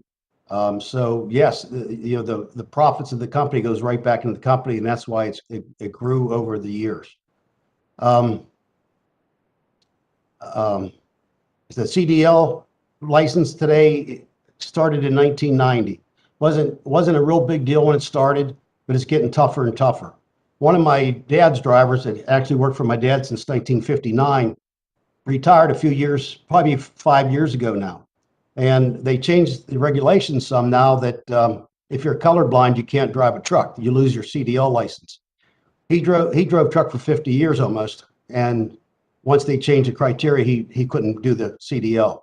So he lost his license, and he was driving for us in the summer after he retired, and that took him away from that. But to get your CDL, you can get it when you're 18 years old. but the insurance companies come in and they don't want them to drive. You can't cross state lines until you're 21, but they want 2 years experience. So that makes them at 23. And I know when I went to high school, 20% of my class went to college and the rest of us went to work. And nowadays it's 90-some% to go to college and maybe 10% go to work. Well, if you can't go, the gentleman's time has expired. Ms. Sanchez, you're recognized for 5 minutes to inquire. Thank you, Mr. Chairman, and I can't thank you enough for holding this important and very timely hearing. I was one of those who proudly helped pass the bipartisan infrastructure law late last year, and I note with some irony that we have colleagues on the other side of the aisle who have argued that building infrastructure for the future, like electrical charging stations, should not be done because that's a special interest. And then I note from others that we shouldn't build infrastructure now because we should be planning for more futuristic infrastructure in the future. And I just find it highly ironic that there's any excuse to find for not supporting this transformative piece of legislation. For those of us who've been fighting for years to rebuild our infrastructure, it's a tremendous breakthrough that promises to make a material difference in the lives of our constituents. For example, the largest transit investment in our nation's history promises to reconnect communities like mine in southeastern LA County that have long been cut off from each other by massive highways for decades. And the unprecedented funding for electric vehicle charging infrastructure promises working families in my community that they don't have to live on the west side of LA to afford to drive an electric vehicle. And the single largest investment in our nation's water systems in history promises to finally address the contamination of water supplies by PFAS chemicals that my community is dealing with. And these aren't empty promises. They are backed up by a generational investment of $1.2 trillion. Now we have a generational opportunity to follow through on our promises for the communities like mine that are too often left behind, and I'm committed to ensuring that we do. I want to commend the Biden administration's early focus on equity and its Justice 40 initiative, but we cannot take our eye off the ball. So I want to focus my time today on what local governments and organizations can do now to get the most out of this robust law. Dr. Wilson, the majority of funding in the bipartisan infrastructure law is being distributed by formula. Many of the cities that I represent have less than 50,000 people and are short-staffed with limited technical expertise. So I want to know, what should they be doing now to ensure that they get their fair share of formula funds like the off-system bridge set-aside? Well, Congresswoman Sanchez, thank you for the question. This is an issue that's very important to me as secretary because I'm known for tweeting out when I close a bridge, whether I own it or whether it's a locally owned bridge. Citizens don't care who owns a bridge when it's broken. They just want to be able to get across it. One of my priority areas is partnering to deliver, which is helping DOTs all across the country prioritize the need to collaborate with locals. Here in Louisiana, I'll give you a testimony of what we're doing. We're going to exceed the minimums that are in IIJA for off-system bridge investments, which is 15%, if I'm not mistaken. We've always had an off-system bridge program that matches federal funds using state transportation dollars that we generate. I expect to be able to fund about $60 million a year over the next 5 years, and that's going to produce over 500 bridges across the state of Louisiana. The vast majority of those bridges are going to be bridges that are important to locals and to the states, and we're going to work to make sure that we have a pro rata share of those poor or very poor bridges in every parish, i.e. county, to make sure that they get their share, and we're going to let them choose. And so DOTs across the state across the country are going to work with locals to make sure that they address those priorities, and reaching out, having those conversations is the first way, I believe, to get it done. And from a Saints fan to a Rams fan, congratulations. Thank you. Thank you. Go Rams. Thanks so much. Commissioner Sheehan, I recently visited a training center in my district that hosts registered programs for women and formerly incarcerated workers. And one aspect of the bipartisan infrastructure law that I'm particularly proud of is its investment in workforce development. How can local labor unions engage with state departments of transportation to ensure that we're investing in expanding these apprenticeship opportunities to folks that previously, have not had those opportunities? Well, thank you for that question, Congresswoman. We as DOTs need to do more to help individuals understand what the opportunities are within the transportation sector. This means going out and meeting with more young people who are considering pursuing different career opportunities, but also beyond our traditional outreach to the construction industry and our partners, we also need to be sharing more about the actual mix of projects that we're advancing and the type of work that is coming down the pipeline. It's not just about how much we're spending every year, it's about exactly how much work is being done in the different categories, whether that's bridge investment, paving, investing in EV charging, so that we can make sure that the workforce is evolving to meet the needs of state departments of transportation. There's been a lot of questions today about preparing for new technology. And so it's not just about the traditional worker sets that we've relied on in the past. It's also about ensuring that we are looking to the future and identifying the skill sets we'll need to be able to operate our systems efficiently and effective in the decades to come. Thank you, The Commissioner, gentleman's and I time yield has back. expired. I recognize Mr. Arrington to inquire for 5 minutes. Thank you, Mr. Chairman, and Ranking Member Kelly and the witnesses. I think I join almost every lawmaker who believes that our nation's investment in infrastructure is important if we are going to grow and create more jobs and the jobs of the future. And certainly it will also aid the recovery of our country post-pandemic. And when you've got the inflation and the labor shortage and all the headwinds, it would be nice for all of us to make a responsible investment in infrastructure. Here's the problem, and I think Ranking Member Kelly put his finger on it from his previous remarks. This 10 to 15 cents on the dollar goes to core infrastructure, which is what most Americans think of when they support all of us working together to build out, to replace and maintain our infrastructure. So that's the first problem. And so as I look at the title of today's hearing, examining the economic impact of federal infrastructure investment, it begs the question, what kind of return on investment is the other 85 to 90 cents on the dollar going to clean school buses and ferries and legacy pollution projects and subsidies for mineral mining and supply chains that support clean energy technology? I just think with 30 trillion in debt, multiple trillions of dollars that were spent through this COVID time period, this is a time where we have to urgently tighten the belt and refocus and recalibrate how we spend the taxpayers' money. And I just think that this progressive infrastructure bill was a whole lot of waste and too little real core infrastructure. So let's look at the economic impact, and my questions are related to that fundamental issue for this hearing. Mr. McClyman, what is the economic impact to the bureaucratic Nepa and other permitting requirements? And let me just, before you answer, make a simple commentary.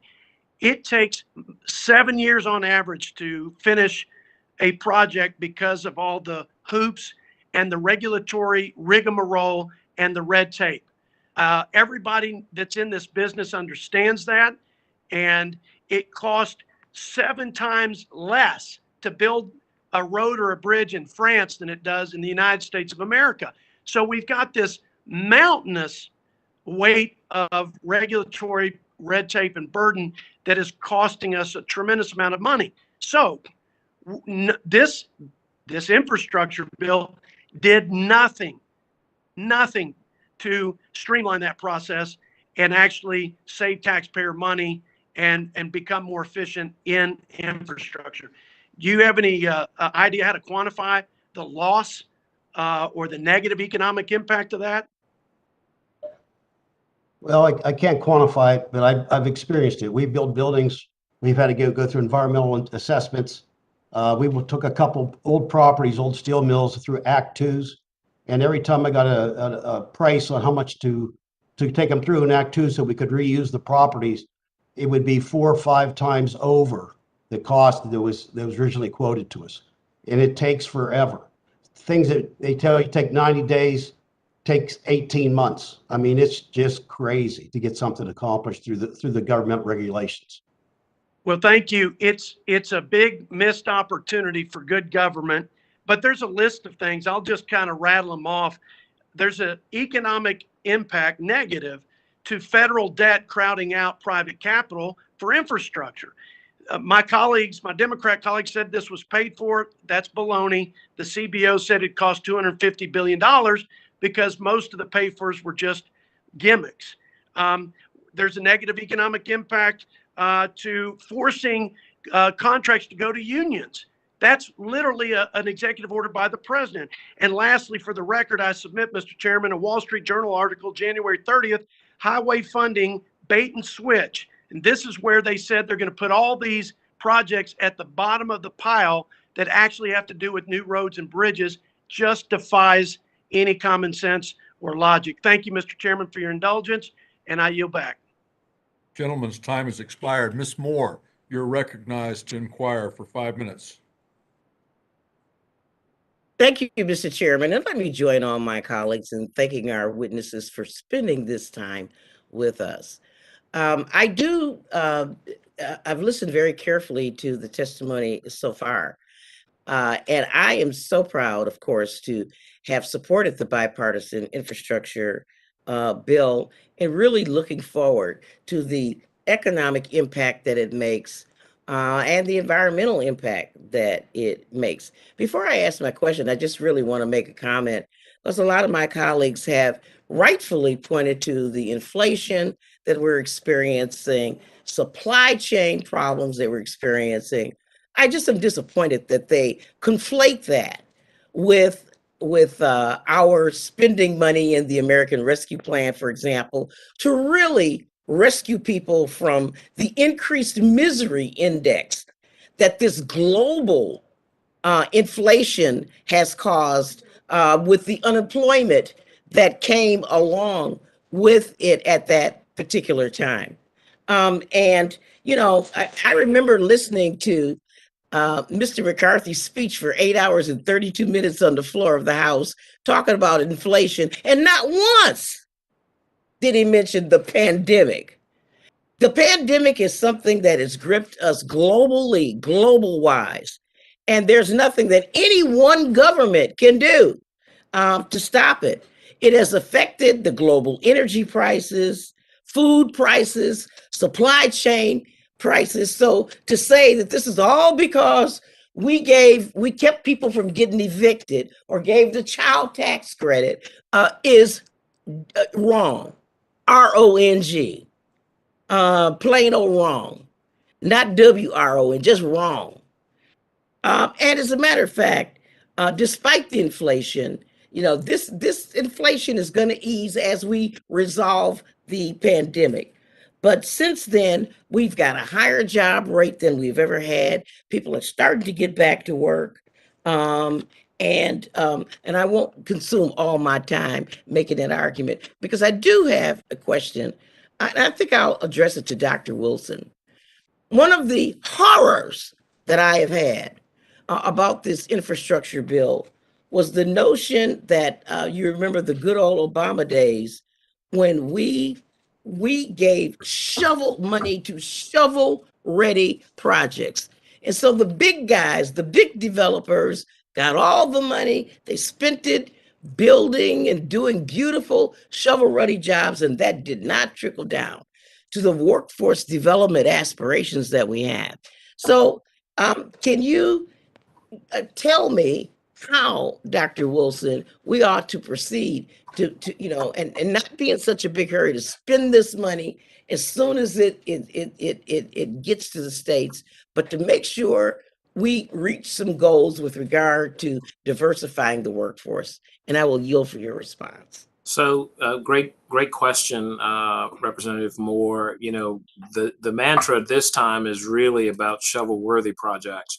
And I think IIJA wisely made investments in projects that are existing today in terms of investing in states' asset management program. They've made real commitments in terms of making sure that the types of work that we're looking to do are projects that will require DBE participation that can be included in the work that's out there. And then most importantly, they gave us an opportunity to invest in all manner of infrastructure and not just a highway or a bridge. And the element that you've included to give us some time to be able to obligate the funds in the bill by 2024 and for the ARP projects, and then commit to those dates and dollars being spent by 2026 will filter in, I think, to IIJA as states will be flexible and use those dollars for the most important projects. And so I'm encouraged by what we see in the bill, that it gives the states flexibility to fund the projects that are ready to go in projects that are in all aspects, as well as issues of Justice 40 to make sure that they're reaching in the right communities and using the type of resources to invest in infrastructure of all types from a workforce perspective. The local hire opportunities are fantastic for us. We're excited to be able to integrate that into mega projects that we have here in Louisiana.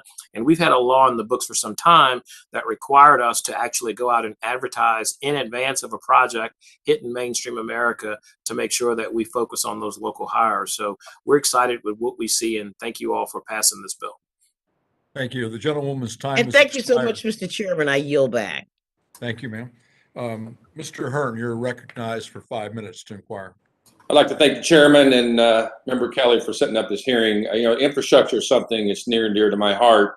It's not something I just talk about. It's something I've actually lived. I served 5 years as the Finance Committee Chairman of the Oklahoma Turnpike Authority, the largest turnpike in the country by miles, $250 million budget per year, 620 miles of highway, no federal funding. We had to maintain our bond ratings. I know what it costs to build a mile of road, maintain a mile of road, and to run a solvent transportation system while meeting debt obligations and satisfying the people who actually pay for the debt, the American taxpayers. You know, and so when I look at this, you know, if you go back and you read the largest headlines in December 2015, the headlines read, the largest infrastructure bill in modern history, $305 billion has been signed into law. $305 billion as compared to 5 years later, $1.25 trillion, 5 times as much in 5 years. And the reason for that is because the infrastructure in this bill is not legitimate. When you look at every person out there that's looked at this legitimately, it's 10% or less that goes to traditional infrastructure. I know infrastructure has been a central conversation for the last year, but now what we have is inflation on everybody's mind. We should be having hearings on that to see what's going on, but we've had 0 hearings on inflation and what's causing it, because that's what I hear. I've been speaking to groups. I'm sure you all have as well. I doubt they're talking about why the roads are not done. They're asking why it's costing more on everything that they're purchasing. They want to get it fixed. And I certainly get it. Roads and bridges are not political. We all drive on them. And true infrastructure deserves our attention. This whole argument that we had on infrastructure is not about traditional infrastructure. It's always been bipartisan. The conversation here is about all the things that got bolted onto it, things that really doesn't have anything to do with infrastructure. And one thing I like about Dr. Wilson, one of the things I always say that about people, a lot of people I've been working with in DC, a lot of people talk about things they know nothing about. Dr. Wilson, you spent 10 years in Louisiana Department of Transportation. I'm very close with the Department of Transportation Secretary in Oklahoma, who I'm sure you know very well. And it's tough for the smaller states out there. I get it. But you know that you protect those transportation dollars, and you don't want to see them go spend on other things. And I know the role you're in right now, and I get it. But the reality is our infrastructure in America needs a lot of help. And we don't need to be wasting taxpayer dollars on other things. If there's so much passion with my colleagues across the aisle on these other issues, then go run a separate bill on it. Go take and spend the energy on that to run the bills on that, and let the American taxpayers continue to fund infrastructure bills as we could need to see them. You know, when we look at the infrastructure bill of $1.2 trillion, the Association of Inspector Generals, Stephen Street, said he expected to be somewhere around 10% of fraud. That 120 billion is actually larger than Ukraine's gross domestic product. So, this whole infrastructure money it's an alluring target for fraud. We all know it. Anytime we get these massive amounts of spending going out there, we have this issue. So we've got to be concerned about what's going on. We've got to get back to the idea that we're going to actually fund infrastructure and not all the pet projects that are out there. And that's really what's aggravating a lot of people across America.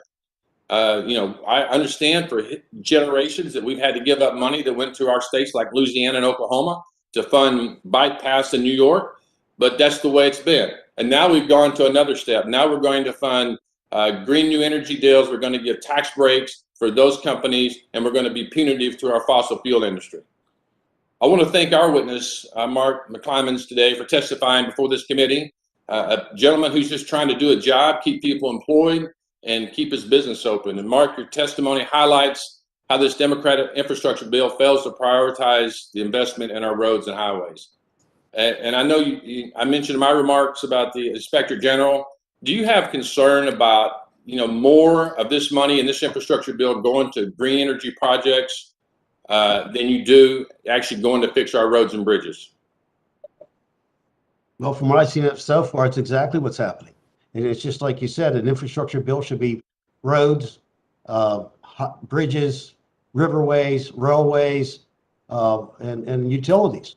I don't think anything else should be in it. Well, I appreciate that. And Mr. Chairman, I will tell you, I am one of these people that actually agree that we need to be spending the money on our new infrastructure, which is our broadband. I think that's our new electronic highway of the future. So while that's not a traditional, I think that's something that benefits all of us. I'm a huge supporter of the virtual health narrative going forward. I know we have a doctor on here, and I do believe for rural America needs that broadband. So with that, Mr. Chairman, thank you again for your time. Thank you for allowing us to talk about this. I yield back. Thank the gentleman. I recognize Ms. Plaskett for 5 minutes to inquire. Thank you very much, Mr. Chairman, and I want to thank the witnesses for being here. As an individual who lives in a place where climate change is real, I understand more than many others that you cannot have infrastructure if you are not dealing with green energy, if you are not addressing climate change. That infrastructure is not going to be there unless we, in the infrastructure package, which was, of course, as we forget to mention, was passed in a bipartisan manner, both in the House and the Senate. And that is what the American people are looking for. That's what they need from us. And so I'm grateful for the work that this committee has done, that President Biden has done, to ensure that not only are we building, but we're building in a resilient, responsible manner that is going to allow that infrastructure to remain, even after we are gone. I do have some questions, and thank you so much, Mr. Chairman, for allowing me to inquire. The Infrastructure Investment and Jobs Act have added over a dozen new highway programs, and in most cases allows local governmental entities to apply directly to the U.S. Department of Transportation for grants. Many local governments have little or no experience with federal highway grants. What plans do Louisiana and New Hampshire DOTs, and this is a question to Secretary Wilson, Commissioner Sheehan, Mr. Lee, what plans do you have to assist such communities to apply for grants and bring their awarded projects to completion? I'm incredibly concerned that many locations do not have the capacity to fulfill the requirements, particularly in areas where there are competitive grants. Great question, Representative. Here in Louisiana, we have made it a point to already begin conversations with mayors, municipalities, councils of governments, MPOs to provide what expertise and guidance we have in terms of applying, achieving, receiving, and managing effectively a federal grant. And so we're looking forward to partnering with communities as we have in the past on an infra grant that was applied for by a local government, but implemented on the state system and we're hand in hand working with them, taking the ownership responsibilities and working with the locals. And so that is a best practice. That is an element of partnering to deliver so that we can reach into smaller communities. And remember, state DOTs already work with those areas that are in rural areas that may not have an MPO or an urbanized area to prioritize their projects that are put into the TIP and the STIP. And so we're excited to be able to help them. And I'll defer to my colleague, Victoria, to provide her comments as well. Well, thank you for that question. Here in New Hampshire, we really pride ourselves on the relationship that we have with the municipalities that we work with. Based on the ownership of our roadways, many of our main streets in New Hampshire are owned by the state DOT, and we of course have to partner in those circumstances to make sure that the projects that we advance meet the needs of the community. We have seen communities struggle over the last several years to obligate dollars when they have received federal assistance, and so we've been doing a number of things to prepare for these discretionary programs. As an example, we have been procuring consultants and assisting communities by giving them access to those consulting firms as they're developing both grant applications as well as advancing the design of projects.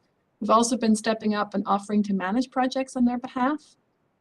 Instead of spending time teaching a community how to follow all the federal rules, if they're not anticipating accessing federal dollars on a regular basis, we are offering to support them, going so far as to manage those projects for them.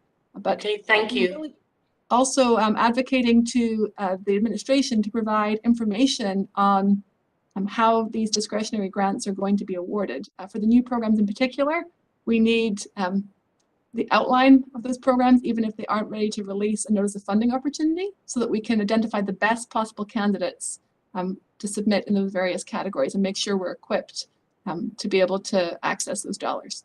Thank you. I'm running out of time, but I did want to say that I think it's important that we really continue to impress upon the White House the need to have this information and this expertise done in a very equitable fashion so that we can ensure that many communities are able to access this, not just the ones that have the capacity already to do so. So I thank you all for the tremendous work that you're doing, and thank you again, Mr. Chairman, for holding this hearing. I yield back. Thank you, Ms. Poskett. I recognize Mr. Estes for 5 minutes to inquire. Well, thank you, Mr. Chairman and Ranking Member Kelly, and thank you to all of our witnesses for joining us today. You know, my colleagues across the aisle frequently refer to the record-breaking spending as good investment. But as inflation hits a 40-year high and our nation tops $30 trillion in debt, I think it's clear that our spending strategy is anything but a sound investment for taxpayers. As every economist knows, the definition of inflation is just too much money chasing the same amount of goods. You know, bills like their partisan infrastructure legislation are packed full of special interest handouts to many left-wing groups or donors who masquerade as helping average Americans. Billions in subsidies that will allow millionaires in California to write off their new electric car aren't going to help working families in Kansas. It's also been recently reported that the small percentage of the infrastructure bill that was supposed to go towards roads and bridges might not even be used for that. The Wall Street Journal has reported that a memo from the Biden Department of Transportation calls for projects to be deprioritized, which quote, adds new general purpose travel lanes serving single occupancy vehicles. Infrastructure spending sure seems like it will only go towards radical projects more than roads and bridges. How can trillions of dollars in federal infrastructure spending that won't go to expanding roads and bridges be a good investment for my constituents in Kansas? When you add in the Biden administration's broken energy policies, it has created the highest gasoline prices in 8 years, to the trillions of dollars in spending that has caused inflation to soar, it's no wonder why Americans are fed up with Washington, D.C. They're tired of so many in Washington who are treating our mounting debt like their personal credit card, who don't really care that there's no end in sight for their spending and debt accumulation and when it will stop. Mr. McClymans, we know that the 7.5% increase in consumer goods is hurting American families and workers. Besides the price of fuel, what other goods and services has hurt your business and your workers? Well, virtually everything's gone up. I mean, parts for the trucks, to buy a new truck today, they've gone up more than I've ever seen in 45 years that I've been doing this. Our trailers, everything has gone up, and you can't get parts. I mean, there's stuff that we're waiting on parts for 3 and 4 months. So we have trucks down, and we got to write the manufacturer with the VIN number to even get on the list to get the new ones. It's a real deal. It's been a real challenge. Is that prohibiting you from actually providing the goods and services that you do to your customers? Well, between that and the driver shortage, I mean, we're probably down 40 or 50 drivers. We're actively looking for drivers, laborers, welders, mechanics every day. They're hard to find. Yeah, and it really is. I mean, if you don't have the wrong policies coming out of Washington, D.C., it's really going to have that negative impact that we're seeing in terms of the higher prices and lack of ability for workers to get out and be involved in that. You know, I'm a big advocate for good, legitimate spending for infrastructure. I mean, that's going to be a good investment, but just spending money on special interest projects and giveaway is a terrible use of the taxpayer money. You know, as elected representatives, we should be responsible to be good stewards for the taxpayers' money, and I want to make sure that we implement policies that actually do that. So, Mr. Chairman, I yield back. Thank the gentleman for yielding back. Ms. Delbaney, you are recognized to inquire for 5 minutes. Thank you, Mr. Chairman, and thanks to all of our witnesses for being here. We really appreciate your expertise and your time. You know, I represent a beautiful district in Washington State, and last November, my district experienced historic flooding that caused severe damage, loss of homes, businesses, livelihoods throughout our region. And we know that the flooding we've seen is going to happen more often. You know, with changing climate, these once in a generation floods are really happening more frequently and with greater intensity. So I want to start off and ask you, Dr. Wilson, I know you have a lot of firsthand experience with flooding in your state as well, and wanted to ask you your thoughts about how the bipartisan infrastructure law can help really improve flood resiliency in our communities. Great question, Congresswoman. Here in Louisiana, since I've been secretary since 2016, I've closed every major interstate because of disaster, the vast majority of them because of flooding. My first year, we had a 500-year flood in March, a 1,000-year flood 3 months later.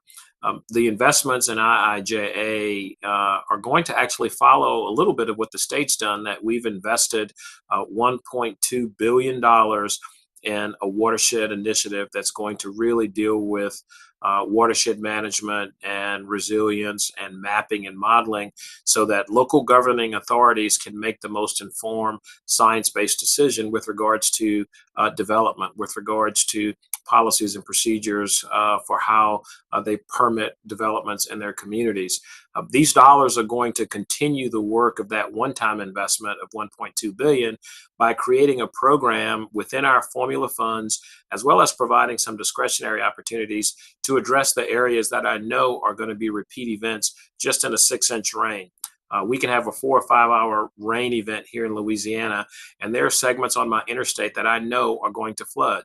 So we're in the process of using these dollars to rebuild pump stations that are pumping water from plants built in the 1960s for water that they were never contemplating. We're going to elevate some of those underpasses, provide some bridge structures, and of course, incorporate elevation efforts and other resiliency in all of the projects that we develop. It's a very expensive process, but it takes time. It's got to be systematic, and it's not going to be a one and done effort, especially when you have 16,000 miles of public roads and lots of waterways. So we're committed to doing it, but we're doing it in a science-based, climate-friendly way that's going to use our natural resources to live with water and not necessarily just fight it. Thank you for that. And I think it's important that we think about it, how important it is to look at it regionally, given that it's not any one community alone. It's the collective set of communities that are impacted, and we have to make broad regional decisions. I also wanted to ask you, Secretary Wilson, my district is a diverse district with urban, suburban, rural communities. And I know you've done a lot of important work in your many roles to advance equity and community partnerships. As we look at advancing equity and look at the new investments from the bipartisan infrastructure law, I wonder if you could talk about what you're particularly excited about there. Well, great question. I'm good friends with my good friend who's the secretary out there in Washington, Roger Millar. He's actually going to succeed me as president of AASHTO. We share commitments to dealing with equity. The idea that there's this national conversation and that this is being thread through all that we do in this space of infrastructure is very important, because equity is not just about the people who are doing the work, it's about the people we're going to work with. And so where IIJA can incentivize us to diversify our workforce, diversify the people who are doing the work within the departments of transportation, and diversify the benefits. Some of the reparative work that we're going to do with recreating and connecting communities and investing in things like transit and things like broadband, things that will have a long-term effect for those underrepresented populations, I think will go a tremendous distance in terms of leveling the playing field and really being equitable in the impacts of transportation. So I'm very excited about what this means for us, not just today, but my priority at AASHTO is creating pathways to equity. How do we build an institution to address this so it's not a one and done issue? If we're serious about treating all Americans equally, creating that pathway to equity, I think, is going to make that happen. Thank you so much. Thank you, Mr. Chairman. I yield back. Thank the gentlewoman and recognize Ms. Sewell for 5 minutes to inquire.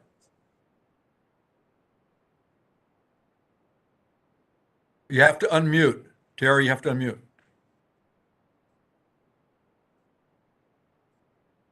Yeah, still can't hear you. I could read your lips and interpret, but it would take longer.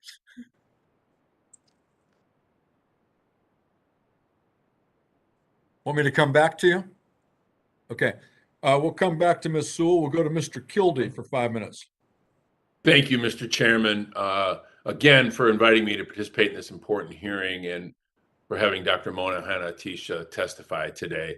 And as has been noted, I talk a lot about my hometown of Flint. It's because I care about my community, and it is a place that has seen some really tough times. During the water crisis, the residents of Flint were exposed to these really dangerous levels of lead in their drinking water. It's, as Dr. Mona said, a dangerous neurotoxin, can have lifelong impacts, especially in young children. And so, as I said when I introduced her, it was because of her heroism, exposing those high levels of lead in children, that state officials finally acted and reversed course in Flint. But what happened in Flint is not an anomaly. It's a wake-up call to the rest of the country that we have to get serious about removing lead from drinking water and address the impact of lead on communities. Dr. Mona leads the Flint Registry, which was created by Congress to respond to the water crisis and to connect families to healthcare, to nutrition, and lead removal services that they need to minimize the impact of lead on their health. This is a powerful tool to improve the lives of children and families exposed to lead-contaminated water. And it's also providing help to other communities, including Benton Harbor, Michigan, Newark, New Jersey, and others. We've registered thousands and thousands of people, 25,000 referrals to help.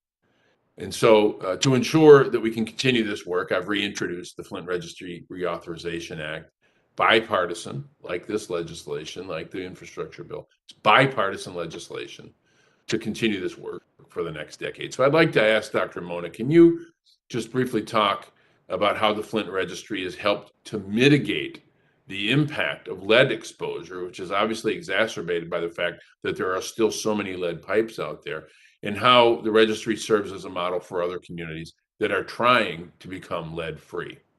Yeah, thank you, Congressman Kildee. So the Flint Registry is a public health authority designated by the CDC, and our goal is improving public health. With something like lead, you're supposed to practice primary prevention, which means you're never supposed to expose a population to lead. So we're supposed to find it in the environment and get it out, get those pipes out before kids are ever exposed. but we failed in Flint. That didn't happen. So now our focus is something called secondary prevention. What can we do to mitigate the impact of this crisis? In a sense, this Flint registry is reactive. Like if we didn't have lead pipes, we wouldn't have to support something like the registry. But we still have lead not only in our pipes, but in a lot of our housing infrastructure, paint and soil and dirt and so many environments that disproportionately burden so many children, vulnerable children, especially children of color. So the Flint registry is not just about Flint. This is not a story about Flint. This is a story about Flints everywhere, where once again, infrastructure is making people sick. And we're trying to figure out how to best implement strategies to support people after public health crises and to make sure that kids are no longer exposed to lead. Thank you. And I know a lot of members of Congress resisted the inclusion of water infrastructure like lead pipe removal from being in this bill. Thankfully, it's in there. What can other communities expect to benefit from? Say we get these lead service lines out. What are the benefits that a community will see as a result of that? Yeah, so it's in my written testimony, but there are significant returns on investment. For every lead pipe removed, there is about a 33% return on that investment. And that's from decreased special education costs, healthcare costs, mental health care costs, criminal justice, and increased economic productivity. In addition, sometimes I say the most potent prescription I could prescribe to my families in Flint are living wage jobs. So let's not forget that these are good jobs that are hopefully will go to people in these impacted communities, and that will also help them better provide for their families. So significant societal savings, health benefits, and employment opportunities. All right. Thank you so much, Dr. Mona. And thank you, Mr. Chairman, for this really important hearing. I yield back. Thank you. Ms. Sewell, are you up and going? I hope so. Can you hear me now? We can hear you. Recognized for 5 minutes. Thank you again, Chairman Thompson. And I want to thank our witnesses for joining us today. With the passage of the IIJA last year, Congress took the first step in delivering on a long overdue promise for substantial investment infrastructure. Our communities and my constituents and our constituents will definitely benefit from that. But our work is not done. In addition to federal investments, we must also make an investment in helping local and state governments get the resources they need to be able to leverage the federal resources that are in the IIJA. Ensuring that our state and municipalities have access to borrowing tools needed to undertake large-scale projects is a responsibility that falls squarely within the Ways and Means Committee and this subcommittee in particular. I am proud that the framework of the LIFT Act that I introduced last year was a part of the BBB markup by this committee. The Local Infrastructure Financing Tools Act would expand common sense bond financing opportunities for local governments and nonprofits. Therefore, it would provide a number of flexible financing tools that meet the unique needs of communities across this country, including transportation, public health facilities, schools, and other infrastructure and economic development projects. The bill would also provide an opportunity to bring back advanced refundings, which would allow local and state refinancing to take advantage of low interest rates. Dr. Wilson, can you talk to us about how important it is to have both federal investment, but also provide states and especially localities the ability to leverage those federal resources through financing tools like advanced refundings and the like? Likewise, I'd like for you to pick up where your discussion with Congresswoman Plaskett left off, as well as Congresswoman Del Bene on equity issues. The district I represent is the third poorest district in the nation. The median income for a family of four is $35,000 in 2020 terms. It has lots of needs, but amazing constituents. It was my constituents in Alabama, the legacy of my constituency in Alabama, that brought us the Civil Rights Act of 1964 and the Voting Rights Act of 1965. Historic towns like Selma and Birmingham and Montgomery. What my constituents need is not a handout, but a hand up. not only when it comes to better financing tools to help the local governments be able to leverage federal resources, but also when I think about water and sewer. And I want to personally thank Dr. Mona for her leadership and efforts in helping us address that. But in particular, I'd like to know your thoughts, Dr. Wilson, on how we can leverage federal dollars by providing more financial tools like the LIFT Act would do in advance for fundings for states and local governments. Well, thank you, Representative Sewell. I was just in your state keynoting your transportation conference this last week. I think the financing tools that are being made available through IIJA and others in the LIFT that you've proposed are really important tools. Funding is one thing, but financing is totally different. States all have capacity limits in terms of their traditional debt, but recognizing the opportunities made available through the Build America Bureau, and whether it's Garvey bonds, whether it's the private activity bonds, of which we are advancing a request as we speak because of the increase that you've made to be able to fund the Calcasieu River Bridge in Lake Charles. And we're going to be doing another request for the Mississippi River Bridge here in Baton Rouge, a new bridge in that structure or in that position. Without those financing tools, it's not going to be possible for a state like Louisiana to be able to provide all of the funding or financing that's necessary given what we have. You mentioned the importance of equity and other types of infrastructure. These tools, if applied in the appropriate way, will allow folks to be able to make community-wide changes, whether it's dealing with utilities, sewer systems, water systems, as we've had in Louisiana. Several of them are going to benefit from IIJA. I was just talking to Congressman Troy Carter about that very issue. These tools will make it possible if the states can deliver it. And that's where we talk about partnering to deliver and recognizing the equity of what needs to happen. If you can focus these efforts in those areas, great things can happen. And that's why we want to build that pathway, why we want to partner to deliver. And one of the questions your colleague asked earlier was, how do we work with mayors and local governments? They're the ones that own those assets. And there's a way for us to help them given those tools that you all are making available. IIJA is the first step at that.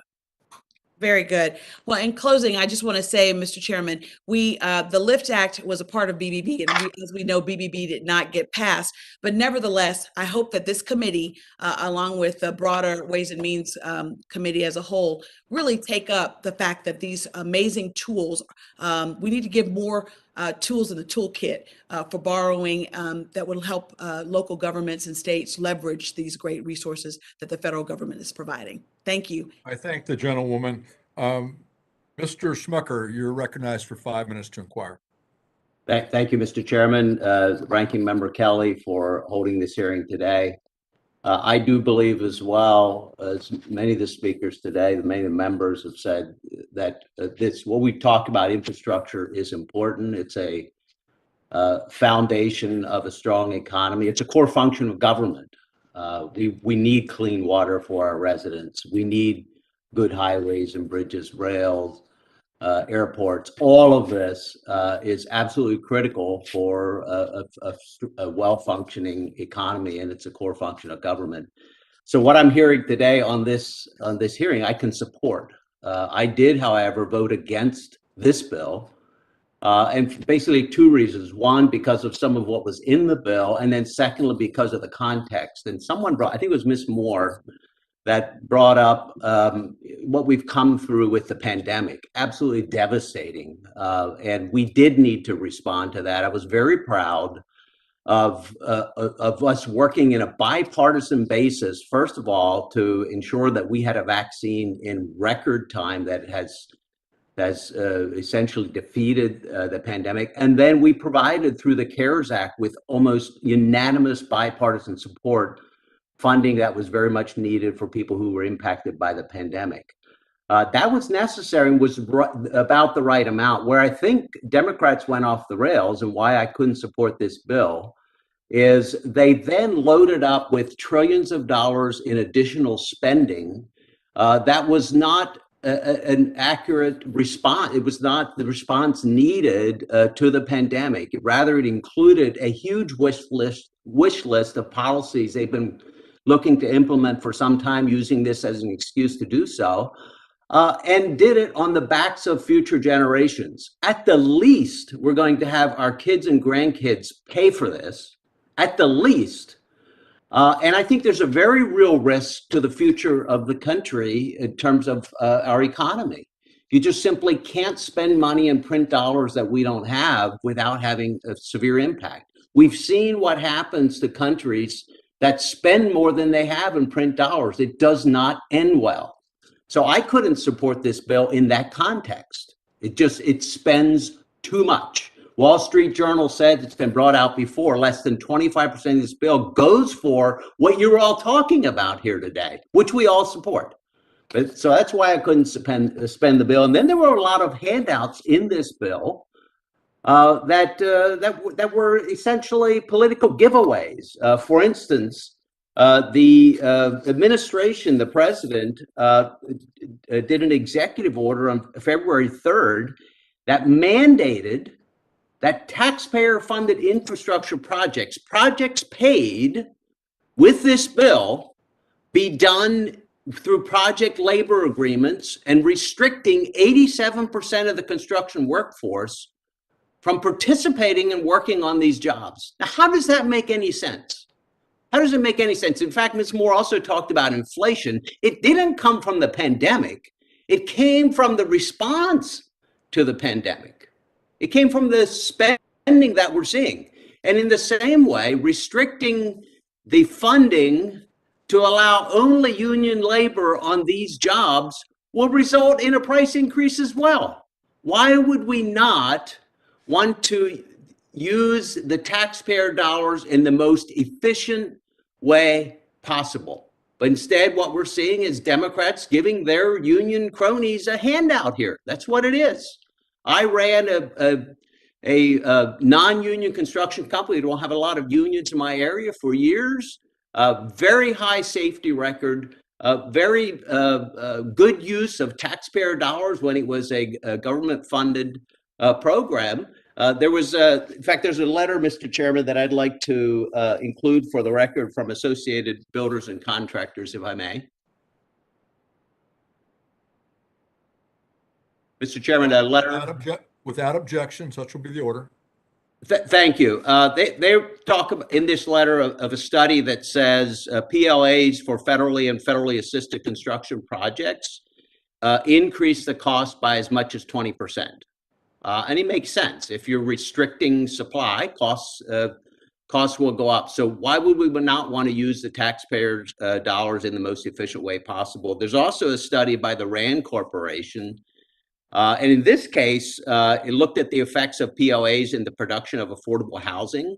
That study concluded that the use of PLAs increased construction costs and led developers to propose smaller projects, ultimately resulting in approximately 800 fewer affordable housing units being built.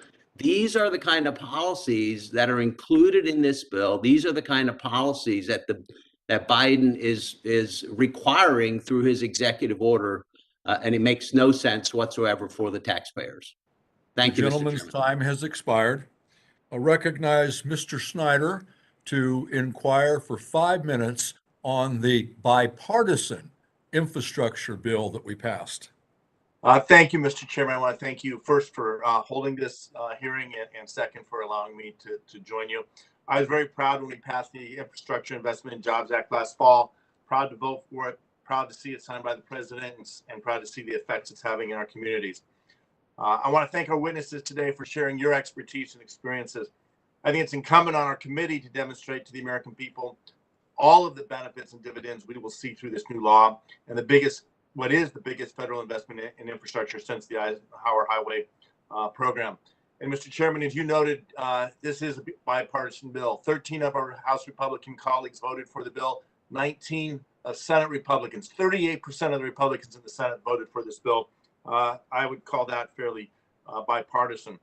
Now, when we talk about infrastructure, I often joke that, well, I don't make a joke. The fact is our infrastructure has gotten C, D grades over the last number of decades. My joke is that the only reason we're still getting that C grade, if at all, is because of grade inflation, not because of improvements to our infrastructure. We have had to make infrastructure investments across our nation for a generation or more now, and it's critical that we make those investments now. I want to particularly applaud the climate conscious investments in this law, including investing in electric vehicle charging infrastructure. And I'm eager to connect communities in my district to federal funds that will replace lead service lines and make sure everyone's drinking water is safe and secure. And from this pandemic, we have seen the impact of working from home. And I'm able to speak with high-speed internet on this call. Thankfully, it's reliable. There are far too many communities that don't have access to high-speed internet or internet at all, and we have to make sure that we get to all of them.